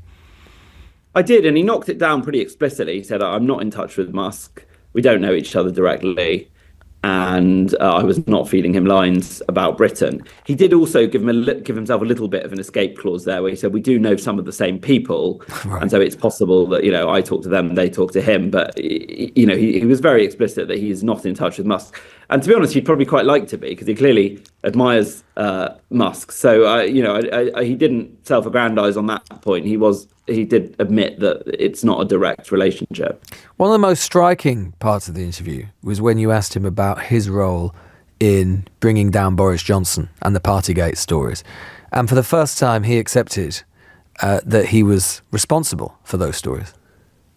Yeah, it was one of those funny moments where it was a very obvious question. And, Lewis, you watch Westminster pretty closely. You will have known that this was what the answer was. Most of us did. That he was primarily responsible for the drip of Partygate stories that massively corroded Johnson's legitimacy and led to his downfall. But it was quite something to hear him actually say it and to give his reasons for why he did it. And he said it was a nasty job that no one would want to do, but he felt obliged to do it. He said it was like cleaning the sewers, because he said, having put this guy in there and then realised that he wasn't up to the job, and particularly wasn't up to the job once he got rid of Cummings to actually run the place, he needed to go. And he wanted to carry Johnson out of Downing Street too. And he said, that was our duty, basically, to bring him down. I have to say, just reading that bit, I'm no fan of Boris Johnson or his politics, But I have to say, it read really uncomfortably to me. And it made me think quite a bit about how we covered those stories at the time. Because although clearly, look, Johnson was the author of his own demise in so many ways, but that subplot of Cummings orchestrating, I mean, this was a guy who had been democratically elected only a couple of years before, had won a big majority. And here we have Cummings, a man who, although he's famous in Westminster, is still basically unknown by much of the country, certainly with no democratic legitimacy of his own, which is something I never think he ever seems to wrestle with, basically saying that he tried to orchestrate a coup. Yeah, I mean, I think you're right to feel a bit uncomfortable about that. And the point you make about democratic legitimacy is the key one. He uses this word "we." We had to bring him down. Yeah, who's we? We had, and you think, well, who is we? We is basically Cummings and a group of unelected political operatives around him, the Vote Leave crew, as he tends to call it. As you say, most of the country don't know who these people are. They certainly didn't vote for them. It was a little bit uncomfortable, but I suppose your other point is also a salient one, which is Johnson left an open goal. All these things were true, and he having Cummings on the outside of his tent with all that information was political suicide in the end. Isn't it true that I always can't quite get to grips with Cummings, the extent to which, and I don't know whether you talking to him, you had any sort of insight on it, whether he was simply all of the things he talks about of having to get rid of this guy. I mean, obviously, the obvious question, which I know you put to him, is, well, you're the guy who put him there. You helped him win in 2016 in the referendum, which gave him the route to power at least. And then, of course, in the 2019 general election. You must have known this stuff. It always seems to me that the point is that the thing that he couldn't bear, which is that he just lost his influence over him. And that's why he's so irate in particular, in comments which seem a little bit sexist to me, really, constantly sort of going on about Carrie Johnson. And so it just, did it seem to you as it seems to me that he basically would, I mean, would you think he would have remained there if he'd maintained his influence? Yeah, I mean, ironically, he's I think probably guilty of something akin to cakeism, which is thinking that it's okay to put Boris Johnson in and then take him out again, and that there's no dissonance there. It reminds me a bit of the way he talks about Brexit, which is, we had to do Brexit, it was essential for the country, but we botched it. And, but given how his critique of how rubbish our political class is, how surprising is it to him that they botched this incredibly complex project? I think his view is basically that Johnson only works if he's there alongside him. Yeah. And that the moment you take Cummings away to actually run it, Johnson stops working. And this is the other thing I always think, and I don't know if you got into this with him at all, this is the other thing I think is kind of a bit sort of unsatisfactory about Cummings' worldview. He's treated as this kind of, sort of great intellectual force, and he certainly cultivates that view. I know he's talking to you about, spending time chronologically sort of putting together all of the achievement of Bismarck's life and all of this sort of thing. But in a way, his view of everything, it seems to me, is quite two-dimensional, which is basically he just thinks that the reason systems don't work, and he applies this to every single political problem he sees, is he's basically got two categories of people. He's got brilliant people, gifted people, perhaps not unlike himself, and then awful people, rubbish people, terrible people, people who are lazy or indolent or feckless or useless or stupid or whatever they happen to be. Surely the point is you need a slightly sort of deeper intellectual worldview about how political systems actually work, other than we have brilliant people or terrible people.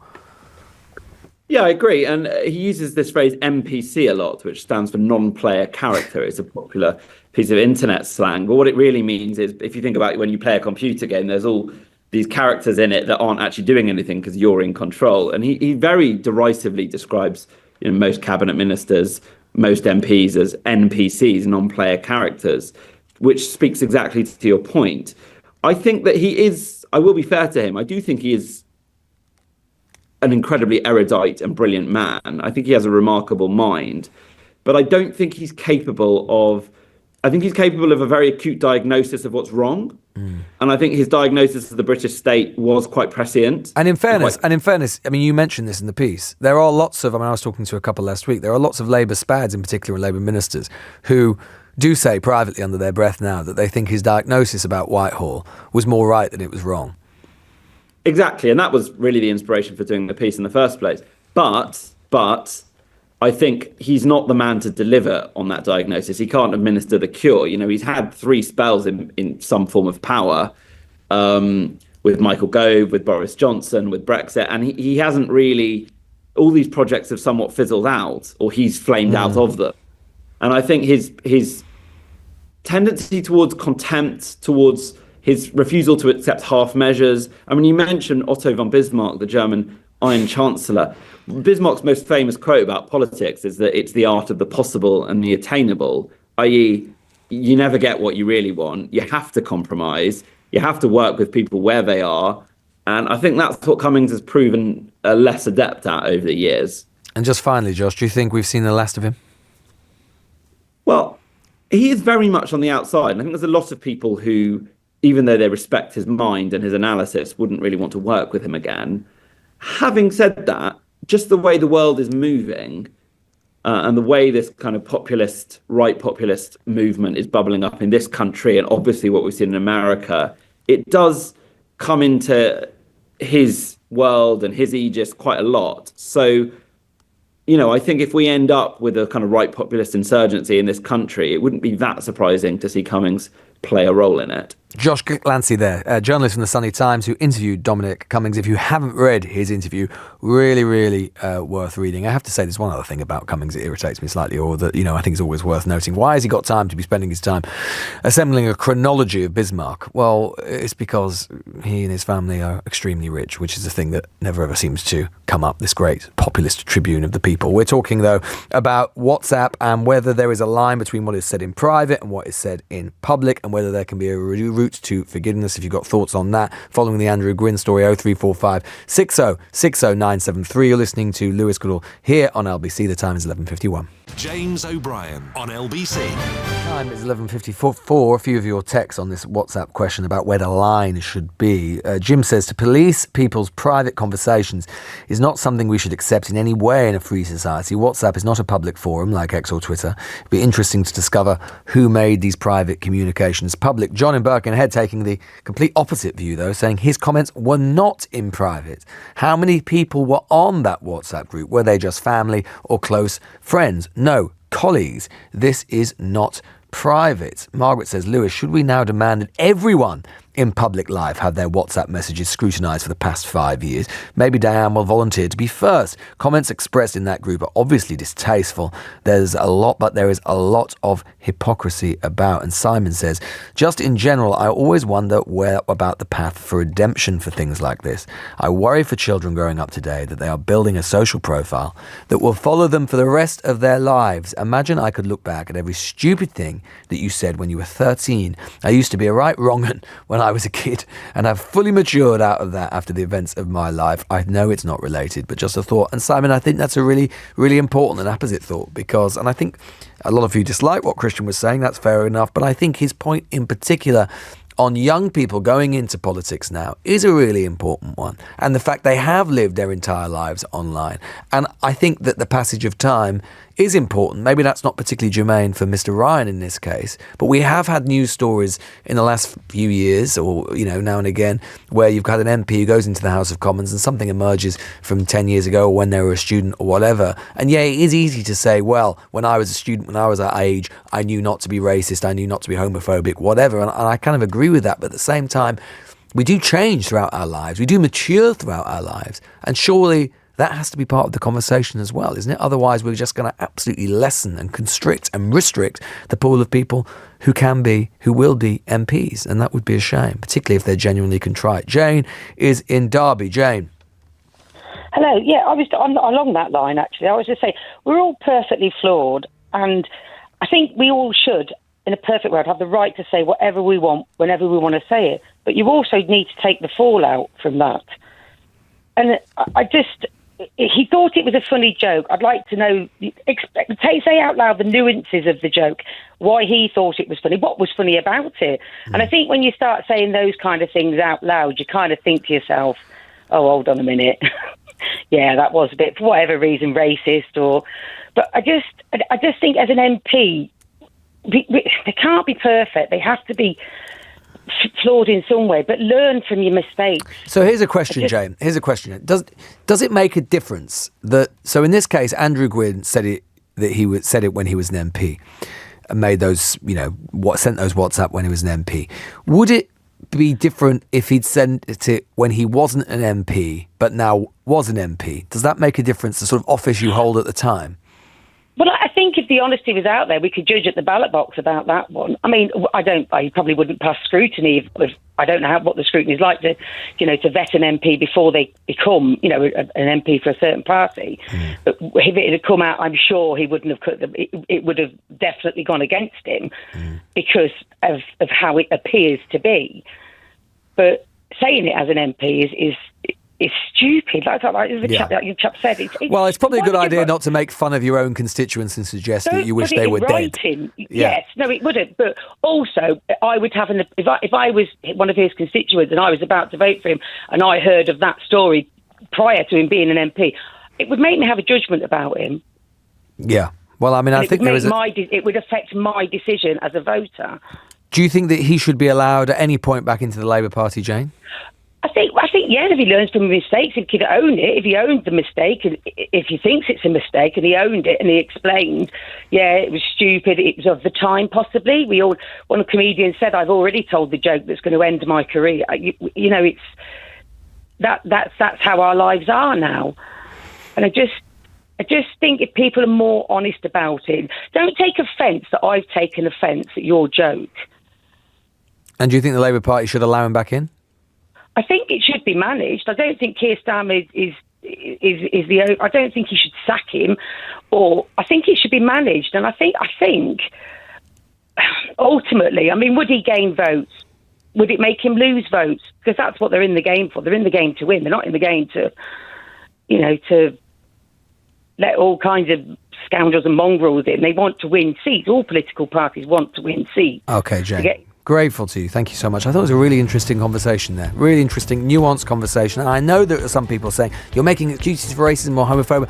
Really not. Really, really not. No one would say that anything that Gwynne said today was acceptable. It's just an interesting discussion about where the line is between private and public, and whether there should be, in the era that we're living in, which is very censorious, whether there should be a line to redemption. We're going to move on now, though. And although it's in to some extent similar territory, I did an interview yesterday with the Tory Shadow Minister Alex Burghardt, and I put it to him that he was attacking everything that Andrew Gwynne said. But after the Tory party and a series of Tory ministers at the time made comments that many people found Islamophobic, is there a hierarchy of racism in this country? James O'Brien on LBC.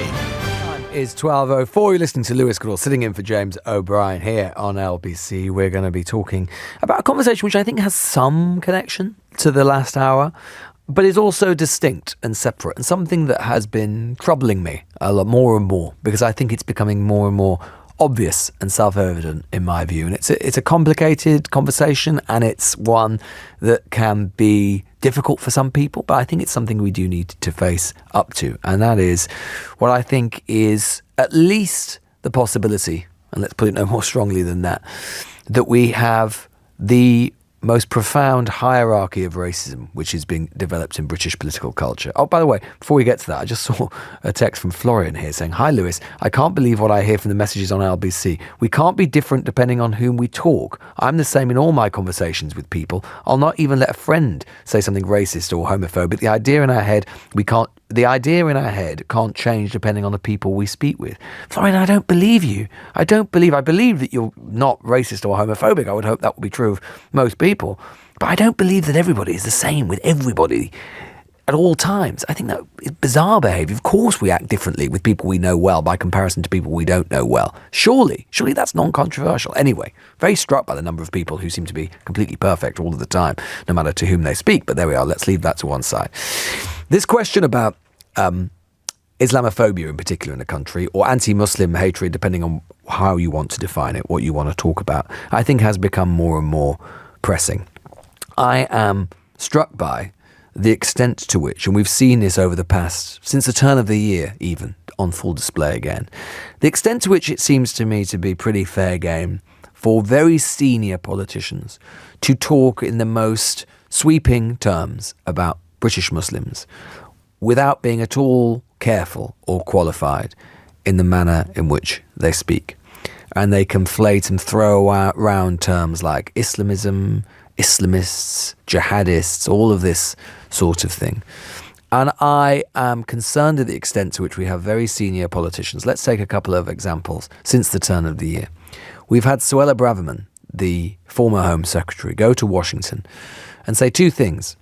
One, in a speech to a right-wing think tank. One, she said that the idea posited by the now Vice President, J.D. Vance, which he made during the presidential election campaign, that Britain might be an Islamist state within 20 years and a nuclear-armed, hostile foe, enemy, fiend of the United States within that time.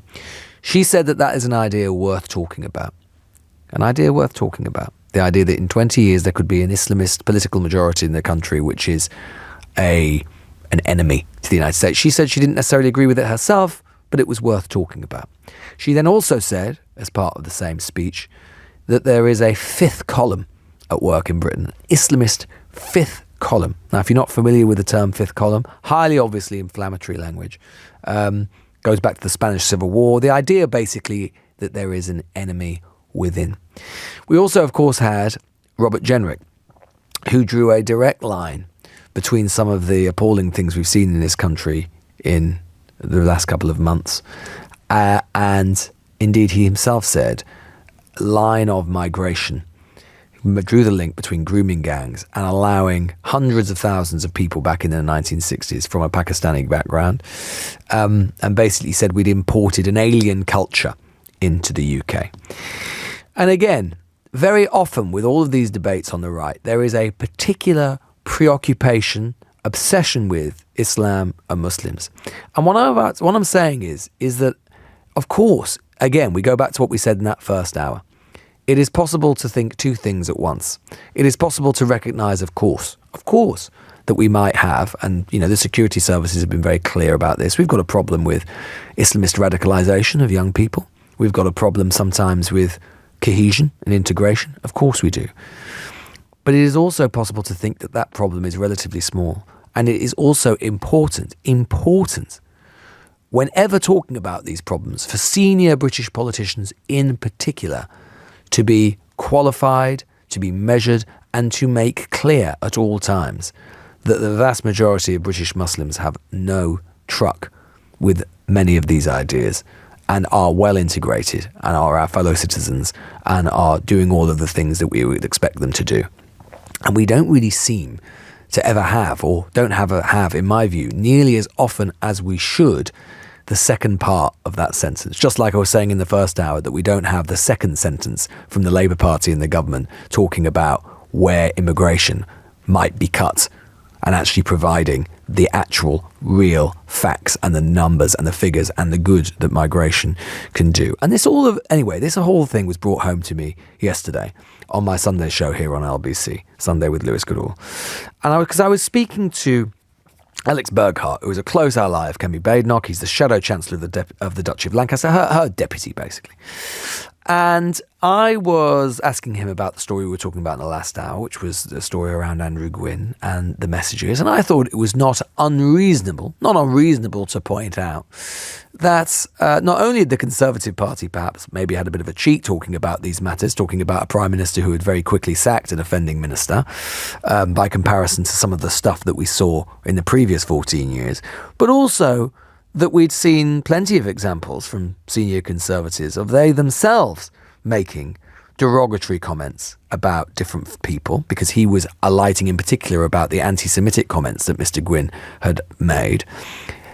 Mr. Burghardt talking about that repeatedly. But I pointed out to him that there had been, particularly on the Islamic side, comments about Muslims made by a suite of Conservative ministers over the years that didn't seem to draw nearly as much ire. And I cited an example, of course, that many of you will be familiar with, the former Prime Minister Boris Johnson making a joke in a column where he compared Muslim women to letterboxes. Just listen to this exchange.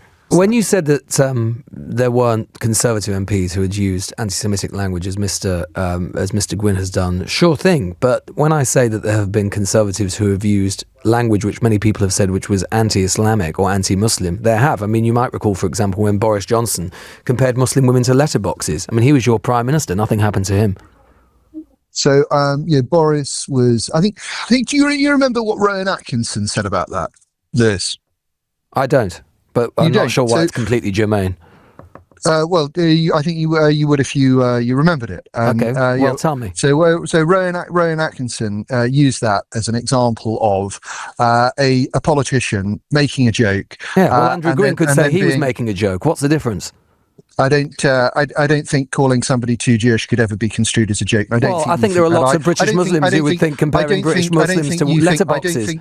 But I don't couldn't think be a joke. Think that either. I don't think you think that either. It's just when the shoe's on the other foot, isn't it, Mr. Burkhardt? I'm sure that you don't think that, do you? Think what?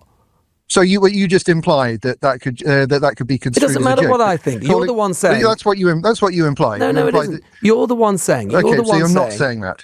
No, you're the one saying. You are the one who is saying, making the point that no Conservative MP could possibly use or make a racial joke in that way. That's what you said, and I'm giving you an example of your own Prime Minister talking about Muslim women as letterboxes. What's the difference?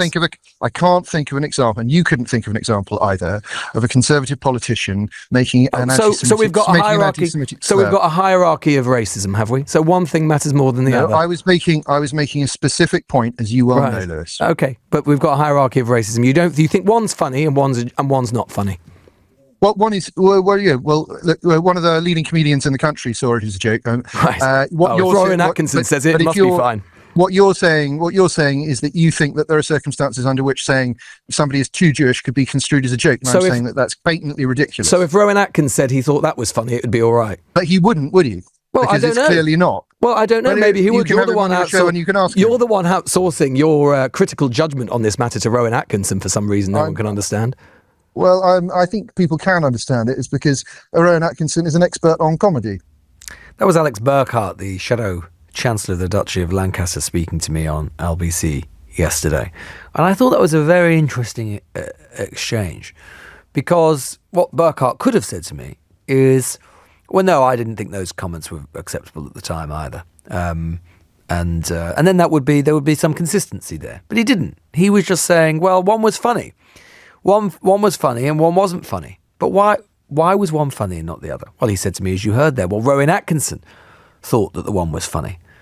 Now, as you could hear from my reaction, I didn't feel that was entirely satisfactory as a point of logic, outsourcing our critical faculties to everything on this matter simply because Rowan Atkinson might say one is funny or not. Maybe he would, maybe he wouldn't.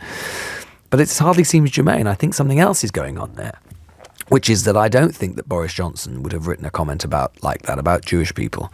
He wouldn't have made some flippant remark about that in that way in a column.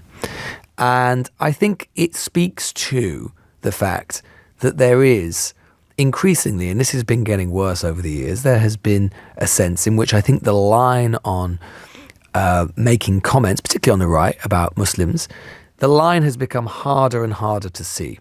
And it doesn't seem there is really that much increasingly space on the right or space to the right where you cannot go, because I think that the atmosphere towards Muslims in the country has become more and more hostile, at least at an elite political level.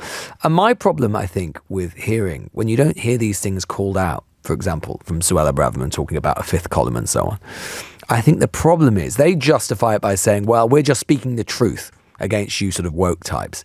But it seems to me that there is insufficient regard, scant regard paid to how, for example, a young British Muslim listening to those remarks might feel about their country and whether they are welcome here, and whether it seems to basically be positing the idea that there is something basically inimical, antithetical, incompatible with and between being Muslim and being British, or fitting in and integrating in society. And I don't think that is true, and I don't think those ideas would have been considered so acceptable 10 years ago, maybe even 5 years ago.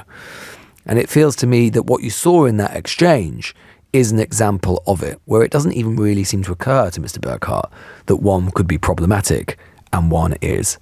So I want to talk to you about whether you think that there is a hierarchy of racism in this country. 0345 60 60 973, 0345 60 60 973. This is what Diane Abbott, I put this point to Diane Abbott a little bit earlier on this morning. This is what she said. I think it's very extraordinary that he thinks that jokes about Muslims that are funny. I mean, what type of joke is that?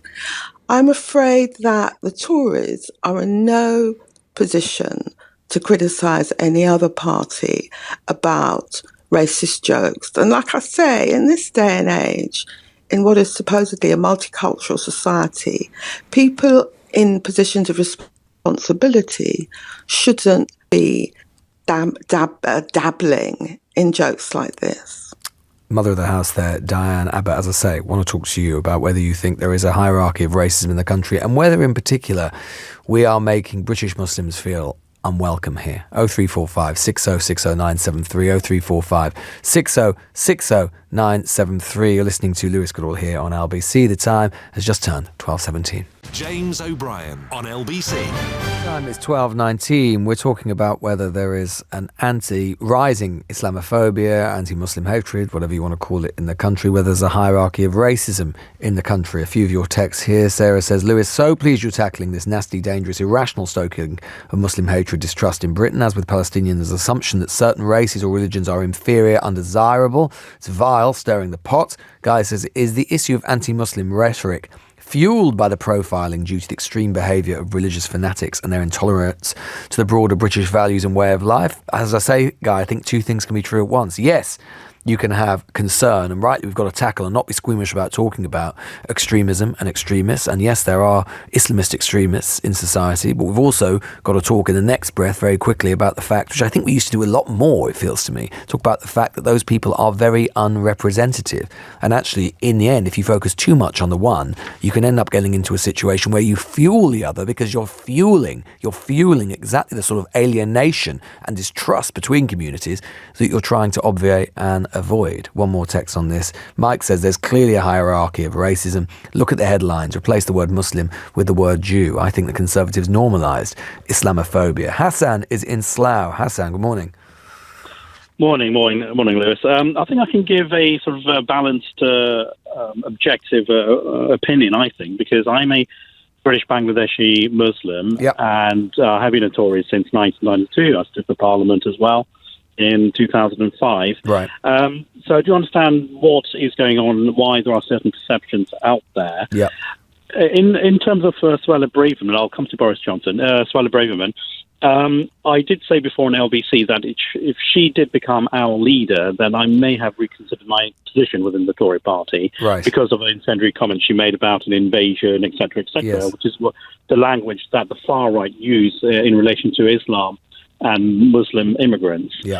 But I certainly am open to having a dialogue with Suella Braverman. And also, Tommy Robinson has been quite vocal on this issue. He's called a spade a spade. He's saying that Islam is the problem.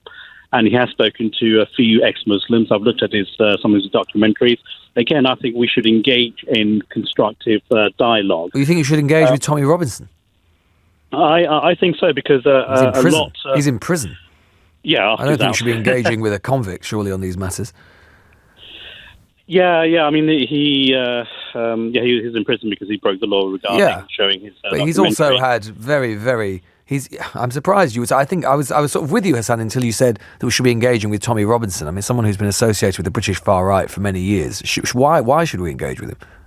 He spreads lies and misinformation endlessly. Yeah, true, and that's all the more reason why we need to reach out to those sympathisers of Tommy Robinson and those on the further right. Because I've seen how he's engaged with other ethnic groups, ex-Muslims especially, who do not like Islam at all. And how else are they going to know the other side unless there is a constructive discussion with people like him? But I think the real man who's in the know is Sir Richard Dearlove, who was the head of MI6. Yes. And he was on LBC a few months ago. I did call him up. And I said, look, you know what's going on in the world. Is Islam a real problem in the UK? Is it a security threat? And his answer was a clear, no, it's not. Yes, there is a problem with extremism, but not the religion. So I think people should listen to what he has to say. And final point is in relation to Boris Johnson. I think part of the problem is we had some extremists who did cause problems. They got the media limelight. They hate Britain. etc. And obviously, the host communities are just going to look at the media and think that all Muslims are like this. So we have a duty as Muslims to change opinions and engage constructively, and obviously condemn these idiots, whether they're grooming gangs or terrorists. We have to do more work. So, final point, Liz, if I may, Boris Johnson, pillar boxes, women looking like pillar boxes, letterboxes. I would say they don't look like letterboxes. They look like ninjas. So men have to be very, very careful before you approach these women. Right, Hassan, I'm not entirely sure about that last comment there. Well, maybe that was a joke. Don't know. Wasn't that funny though, was he? Let's talk to Isti, who's in Newcastle. Isti. Good afternoon, Lewis. Good afternoon. May I start off by thanking you for raising this as an issue, because it rarely gets raised in the media in the way that you've done so. So thank you for that. Yeah, well, I think that's part of the problem, isn't it, Isti? What do you think, though? I mean, are you a Muslim yourself?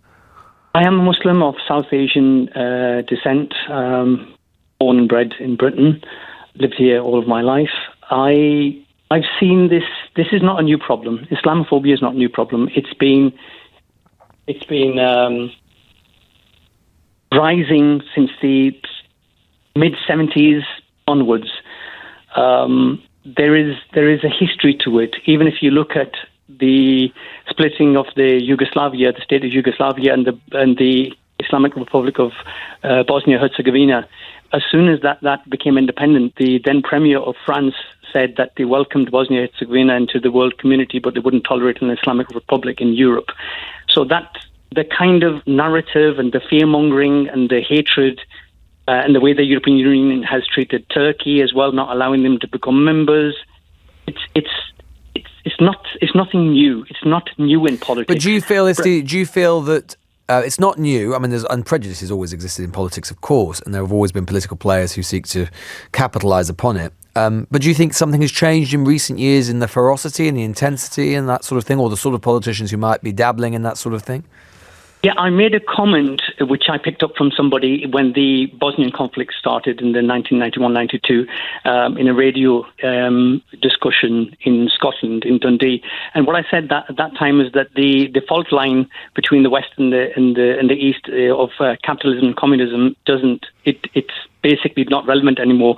It's Europa, Islam that is the new fault line. And that was evident because of the persecution of white European Muslims in Bosnia, and we know what happened in Srebrenica and places like that.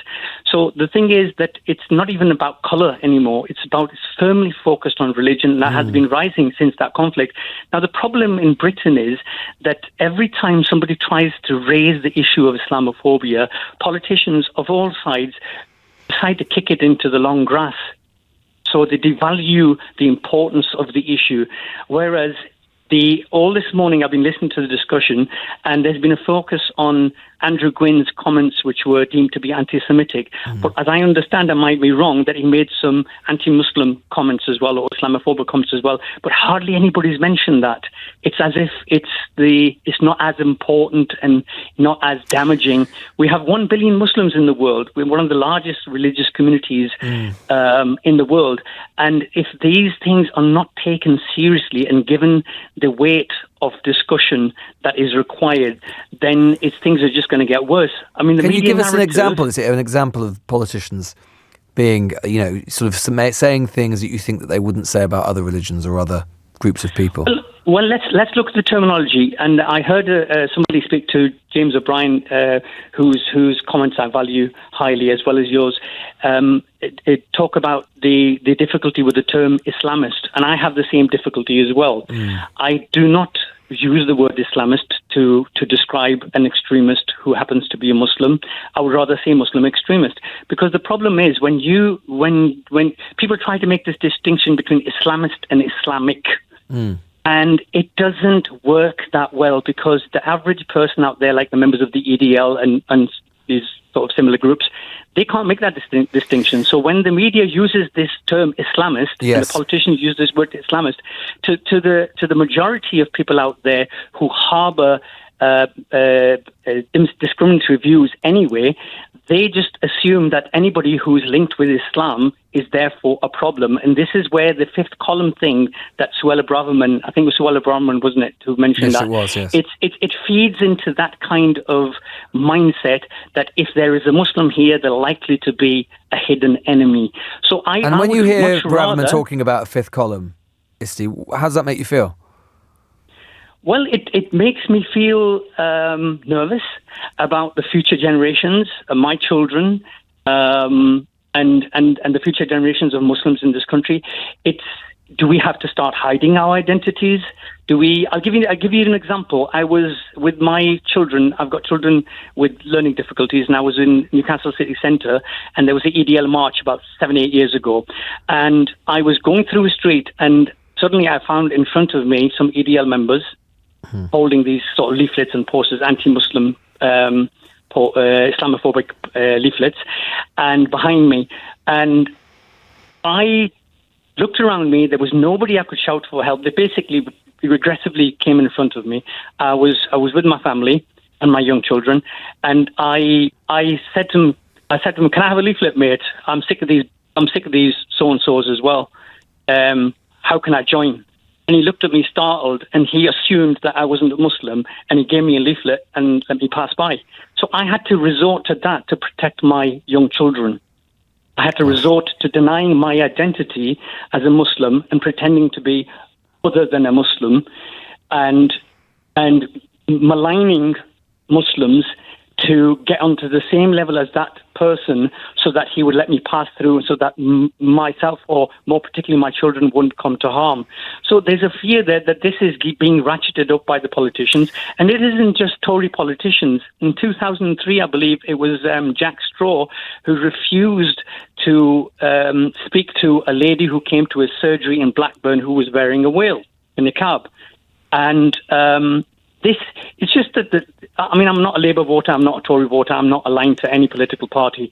It's just that the Tories are a bit more blunt about their Islamophobia, and Labour is a lot more subtle and cunning about it. That's the only difference. All right, Isti, really grateful for your experience. And I want to hear from you as well, particularly if you're a British Muslim. Do you think politicians are giving your fellow citizens the green light to denigrate you? Do you think that Islamophobia, anti-Muslim sentiments, whatever you want to call it, is it the last acceptable prejudice in our public discourse? Indeed, is it becoming more acceptable in our public discourse? And if you've experienced Islamophobia in the country, I want to hear what's happened. Call me on 0345 6060 973, 0345 6060 973. Of course, there is another element to it and another line to it, which is, of course, any religion. And this is where it gets a bit complicated. Of course, we have the right, other people have the right to critique it, have the right to criticise it. But where is that line? We're going to be continuing that conversation right up until 1 o'clock. Before that, we'll also hear from the latest from Washington, D.C. and tariffs. What's the latest on the tariffs that President Trump has imposed? But first, the news headlines with Tim Humphrey at 12:31. James O'Brien on LBC. It's 12:35. A few more of your texts and WhatsApps on this question. Jane says, "Hi Lewis, it's nothing to do whether it's funny or not, it's whether it's racist or not. Rowan Atkinson is an expert on comedy but not on racism. There is no way a Prime Minister would say a joke about Orthodox Jewish attire." I think that's unarguable, isn't it? Steve Evans says, "Please don't conflate criticism of a religion with criticism of a race. The two things are very different. No religion should be above criticism." Boris was referring to women wearing a full burqa looking like letterboxes. Women feeling they should cover themselves from head to toe is a legitimate debate, not a racial issue. How do you answer Jane's point then, Steve? Do you think Boris Johnson would have made a joke about an Orthodox Jewish attire? I don't think he would have done. Stuart says it seems to be about skin colour. For example, Jewish people are predominantly white and Muslim people aren't. Simple as that. And Philip says, really, how can mocking someone's clothes be racism? It's not a fundamental requirement of Islam to wear a burqa. If we made a joke about the Archbishop of Canterbury's hat during his official duties, would we say that was racist? No, we wouldn't. Your thoughts on all of this? 0345 6060 973. Is Islamophobia or anti-Muslim hatred, dislike, whatever you want to call it, the last acceptable prejudice in in Britain. Lots of things going on in Washington, of course, over the course of the weekend. President Trump does not stop. Indeed, on Sunday, he said that he would impose a 25% tariff on all foreign steel and aluminium imports into the United States as of today, and would soon announce reciprocal tariffs on America's trading partners. This is speaking from Air Force One en route to the Super Bowl in Louisiana. The president said his metal tariffs would apply to everybody, including Canada and Mexico, America's allies and its largest trading partners. Well, Simon Marks, of course, is LBC's Washington correspondent and joins us from the American capital now. Simon, he's finally serious about this one. It's actually happening. Yeah, I think that's absolutely right, Lewis. I mean, I think that historians will struggle, possibly, to determine exactly when Donald Trump began his trade war. It clearly wasn't last weekend, when we all thought that he was about to impose and enforce those tariffs that he had planned against Canada and Mexico, but then direct conversations with the outgoing Prime Minister of Canada, Justin Trudeau, and the Mexican President, Claudia Sheinbaum, at least pushed that off for a month after Donald Trump claimed to have secured some kind of concessions for them regarding the northern and southern borders that the United States has with its neighbours. But this imposition of these 25% tariffs across the board on steel and aluminium are indeed a reflection of the fact that Donald Trump continues to say that the word tariffs is his favourite word in the English language. Sometimes he says it's only his fourth favourite word in the English language. I'm not sure what the other three are on those occasions, but certainly it's one of his favourite words in the lexicon. And he said over the weekend of his commitment to tariff policy generally that it boiled down to 7 words. If they charge us, we charge them. A very clear indication that he's going to impose reciprocal tariffs on anybody that comes after the United States, which could, of course, lead to a pretty substantial trade war. Now, there are some observers that are looking at the reciprocal tariffs that China announced last night that it was imposing on the United States and saying that actually it looks like a fairly measured response by Chinese President Xi Jinping, who is keeping much of his ammunition dry for the possibility of needing to ratchet up in the days and weeks ahead. And there hasn't been yet a conversation between President Trump and President Xi. Maybe when they do have a leader-level conversation, that leads to a similar walk back, at least as far as China is concerned, by Donald Trump after that kind of leader-to-leader engagement. But broadly, he remains absolutely committed to the notion that you can put these tariffs in place, whether it's steel, aluminium, a whole variety of other products that he's planning to tariff, and boost the American economy by protecting it from foreign competition, creating, he says, American jobs, boosting American industry, and leading some foreign manufacturers to conclude they have no option but to come and build production plants here in the United States to get around these tariffs. The vast majority of economists here, including numerous Nobel laureates, all say that's nonsense, and they all say it's going to lead pretty quickly to substantial price inflation in the United States that is going to hit the American consumer, whether it's a consumer buying in a retail or an online shop, or the construction industry that obviously relies in significant ways on things like aluminium, steel, even glass, which is said to be on the list for future possible tariffs. So, this is a hostage to fortune, and it looks in this case as though it's more than simply a negotiating tactic in a variety of bilateral relationships, but we won't really know until he starts having those leader-to-leader conversations. And meanwhile, Simon, on other matters, he has again reiterated his proposals for the US to take over Gaza.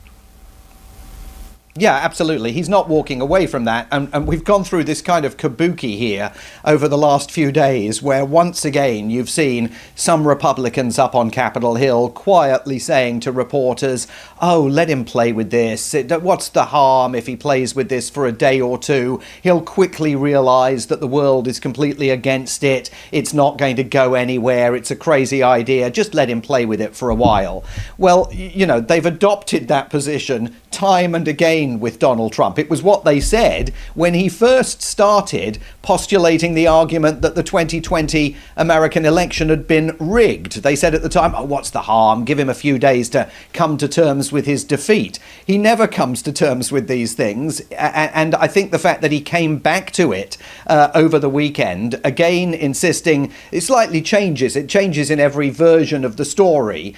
He now says not only is it not going to involve American troops on the ground in Gaza, but that Israel is going to provide security for Gaza. There is an expectation here that before long he may greenlight the notion of Israel also basically moving in to the West Bank. There are calls from Republican hawks on Capitol Hill for the United States officially to recognize the West Bank as Judea and Samaria, which is de facto saying it's part of Israel and Israel has the right to go ahead and annex it and move in. But the notion that he's arguing that you depopulate Gaza, you force 2 million people off the land that they currently call home, you then steam in and turn it into Dubai, you know, the Riviera of the Middle East. Israel is then going to provide security for it, and you might also, with a nod and a wink, give Israel the green light to move in on the West Bank, suggests that, as far as the United States is concerned, the two-state solution is completely over as a bedrock of American policy. And meanwhile, Simon, fresh from having basically illegally seized and shut down various different branches of the American federal government, including USAID, Trump has said that he'd actually like Elon Musk to repeat the trick in, among other places, the Department of Defense and the Pentagon. Yeah, absolutely. He was talking in an interview broadcast by Fox News, part of his trip to New Orleans to the Super Bowl, about massive fraud at the Pentagon. He's absolutely convinced that it exists and that Elon Musk can go and find it. I mean, there is, to be fair, nothing new about wasted expenditure at the Department of Defense. I mean, veteran listeners will remember an era when a company called General Dynamics here in the United States was found to have overcharged by monumental degrees the Department of Defense for things as simple as a wrench or a screwdriver. So is there waste at the Pentagon? Yes, of course there is. Is there waste in all sorts of government departments? Absolutely. I mean, he and Elon Musk seem determined to shut the Department of Education down. He's told the new incoming Secretary of Education that her job is to make sure that she doesn't have a successor. They want to leave it all to the states to determine education policy entirely in their 50 respective jurisdictions. I think the real question that we're going to see answered very quickly now is the extent to which Donald Trump and his de facto Prime Minister Elon Musk are going to adhere to court rulings. There are court judgments against them now, stacking up in all sorts of jurisdictions, temporary restraining orders stopping them from shutting down USAID, stopping them from deporting Venezuelan immigrants and sending them to Guantanamo Bay in Cuba, stopping Elon Musk from accessing the Treasury's payment system and requiring him to destroy any records that he accessed of the Social Security numbers and confidential information pertaining to millions of American citizens. Are they now going to respect those court orders, or, as Elon Musk implied multiple times over the weekend on his social media account, are they simply going to defy the judiciary? That is going to be the big question. And the fact that we're asking it only 3 weeks after Donald Trump became president of the United States indicates just how far this country has travelled in those 21 days. Just finally, briefly, Simon, that is the key question, it seems to me, isn't it, now, in terms of what happens? Because there's been lots and lots of, talk and discussion about how a Trump presidency might challenge the authority of the presidency or push the authority of the presidency. It's very clear that Congress, which is the traditional first check on the power of the presidency, is not willing, or perhaps even able at this point, but certainly not willing to enforce its will against what Trump wants to do. It's making itself supplicant. So the big question in terms of the president's constitutional authority now is whether he listens to the courts. And as you say, that's an open question, isn't it? Yeah, no question. I mean, we should explain to people that aren't following this in its minutiae. There are 3 co-equal branches of government here under the terms of the US Constitution. The executive, that's the presidency. The legislature, that's Congress, which, as you say, is currently supine and not pushing back against anything that Donald Trump is doing. So those guardrails have already fallen away. And the judiciary, I mean, the Supreme Court and its lower courts. And if we get to a situation where Donald Trump and Elon Musk, and Musk was basically saying this on X over the weekend, are the victims of, as Musk put it, corrupt judges that are preventing him from stopping insane wastes of public money. You know, he said at Treasury, he just went in and made some common sense changes because what was happening there was absolutely ridiculous and there was a need to address things immediately. They've taken the signage down at the US Agency for International Development headquarters in the Ronald Reagan building here in Washington, D.C. That agency has been closed. A court is saying you can't do that. You can't tell its employees overseas to fly home. Are they going to observe these rulings or not? Because if they don't, American democracy will be heading into an abyss and the Constitution will face the prospect of being shredded at the hands of this president and his de facto prime minister. Simon Marks there, LBC's Washington correspondent, using, I think, exactly the correct language. That is what Elon Musk is acting like. He's been given the authority almost of a head of government, a prime minister, by a head of state, on the basis of the most flimsy political authority and certainly not within the realms of presidential power. And that is what is happening. There is a inflection point on its way for United States democracy, and that is whether the Trump administration will listen to the courts. If they don't, then America is on its way to a form of very profound democratic backsliding very, very quickly. You're listening to Lewis Goodall here on LBC, taking you up to 1 o'clock here on the station. We're going to continue this conversation about Islamophobia, anti-Muslim hatred, whatever you want to call it, about whether it is the last acceptable prejudice. 0345 6060 973. You're listening to Lewis Goodall on LBC. The time is 12:48. James O'Brien on LBC. Coming up to 12:52. Simon mentioned there that Trump has said in the past that tariff is his favourite word. Sometimes, as he said, it's his fourth favourite word, and Simon couldn't quite recall what the first three are. I can tell you exactly what they are because I was in one of the Trump rallies when he said that actually it was his fourth favourite word. His favourite words, according to Donald Trump, are 1, God, 2, religion, 3, love, and then it's tariffs. 3 words, I'm sure, religion, God and love, that you very much always associate with Donald Trump at all times, inspired as he is by President McKinley, his favourite president. Someone's obviously told him that at some point. Let's talk to Humaira, who is in Islington, about this question around Islamophobia, though. Humaira. Hi, I'm Humaira. I'm a fashion and beauty journalist, and you asked if Islamophobia is the last acceptable prejudice. Mm-hmm. I don't think it's the last acceptable prejudice. I think there's lots of other prejudices at the moment that are highly topical. I mean, anti-Semitism is rife, as is the sort of anti-immigrant rhetoric. But I think that Islamophobia is so normal for a lot of Muslims in their general day-to-day life. I don't think this is specifically down to UK politicians. I think that's unfair and it's not a very nuanced take, but it's something that comes hand in hand with things like the rise in the anti-immigrant rhetoric, and it's something that, as you know, Meta changes their sort of terms and conditions online and allows for hate speech, this is something that we're seeing more and more online as well. I think for me, I have a very online life, like as a journalist. Tell me about it. In the fashion beauty industry. Yeah, so I think I see sort of this anti-Muslim idea and a lot of horrible comments online all the time. And I think I would have, as a sort of, I don't look visibly very Muslim. I think I have brown skin and that's about it. Yeah. Otherwise, my hair is always done, makeup's always done, I have tattoos, I have a white English northern husband, I have a dog. And I think if I looked more, stereotypically Muslim, I would 100% have less work as a fashion and beauty journalist. Yeah. If I wore a hijab and if I didn't go out and, if I didn't go out drinking with everyone and whatever.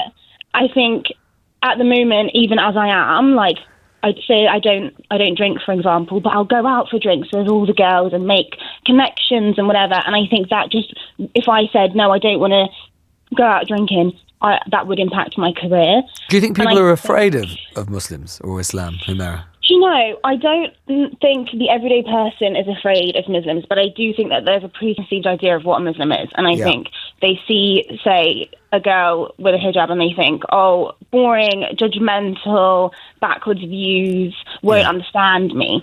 Ultimately, people like to see themselves in other people, and you surround yourself with similar people. And I think when you see someone in the hijab, say, or you see someone that looks really Muslim, you kind of make this assumption that they're not like you. And I think that's how it affects Muslims on a day-to-day level, without sort of going into the dangers of it specifically. Humaira, really, really interesting, really insightful. Grateful, Hugh. Thanks for picking up the phone. Majid is in Leeds. Majid, afternoon. Perhaps I have a different take in it than your previous caller. First of all, can I just add, discrimination of any sort is wrong. So that, of course, I want to mention that first and foremost. However, wherever Islam has been practiced, there has been disaster. That's why people like me are refugees in this country. But it's not, the previous caller mentioned preconceived ideas. I can understand that. However, some of those preconceived ideas, wherever Islam has been practiced, and I'm Iranian, a great, highly educated, highly cultured society been turned into basket case with, highly, history of 1,000 years been reduced. Women can't wear what they want to. They have to, and what I'm saying is, yes, discrimination is wrong. Yes, it is great that Britain is such a great country that people like you can talk so openly against discrimination. However, we should also be free to criticize, those ideas which emanate, unfortunately, from practice. I'm not saying religion, because I even feel scared now. My life is in danger. I'm not criticizing Islam. I'm criticizing the way it's been practiced. Wherever it has been practiced, it has turned into disaster. It has turned into people becoming refugees. It has turned... Well, there are plenty of... There are successful Muslim... That's not true, Majid. There are successful Muslim countries. That's not true. I mean, Islam over the years and the generations has produced some of the world's most astonishing societies, or the most innovative societies. But history of science, history of mathematics. Times. But there are still Muslim success stories, countries. There are, but perhaps we agree to disagree on that point. I know it sounds very stupid saying that. I'm not against any religion. I don't believe in God myself, but that's just my view. Put that aside. Any religion, when they become extreme in their views, they become intolerant. Jordan's a successful country. Morocco is a successful country. Oman is a successful country. The Gulf States are successful countries. Some of those Qatar is a successful country. I'm not saying I like everything that goes on in those countries at all, but we can't say that they're all basket cases. No, but the ones who are not basket cases are the ones who have decided to experiment with modernity more. Indonesia as well. Anyway, Majid, I'm going to have to leave it there because I do want to get Heather in Knutsford to have the last word. Heather, about 45 seconds. Sorry, I don't have much time. No, it's okay. Just thank you very much for having me on. I kind of just want to go back to the hierarchy of racism and the political viewpoint. How I approach it is, and I could not be fair by saying this could be too pressure on the politicians in question. But for me, I feel that we voted them in as leaders of our country and people that we look up to. So if they are having private conversations that are highly racist, when those conversations are leaked or end up in the public viewpoint, there are people that will take that on board and run with that because they are the leaders of our country. All right, Heather, you had the last word on that. Exactly 45 seconds. You could not ask for more. That is it from us for today. If you missed any of today's show, you can, of course, listen back to catch up on Global Play. You can also pause and rewind live radio, as well as listen to a range of podcasts, including James O'Brien Daily, the best bits of this show in 60 minutes every day, even as I stand in for James. Download now for free from your App Store or head to globalplayer.com. Coming up at 4 on LBC, it's Tom Swarbrick. But now it's time for Sheila Fogarty. James O'Brien on LBC.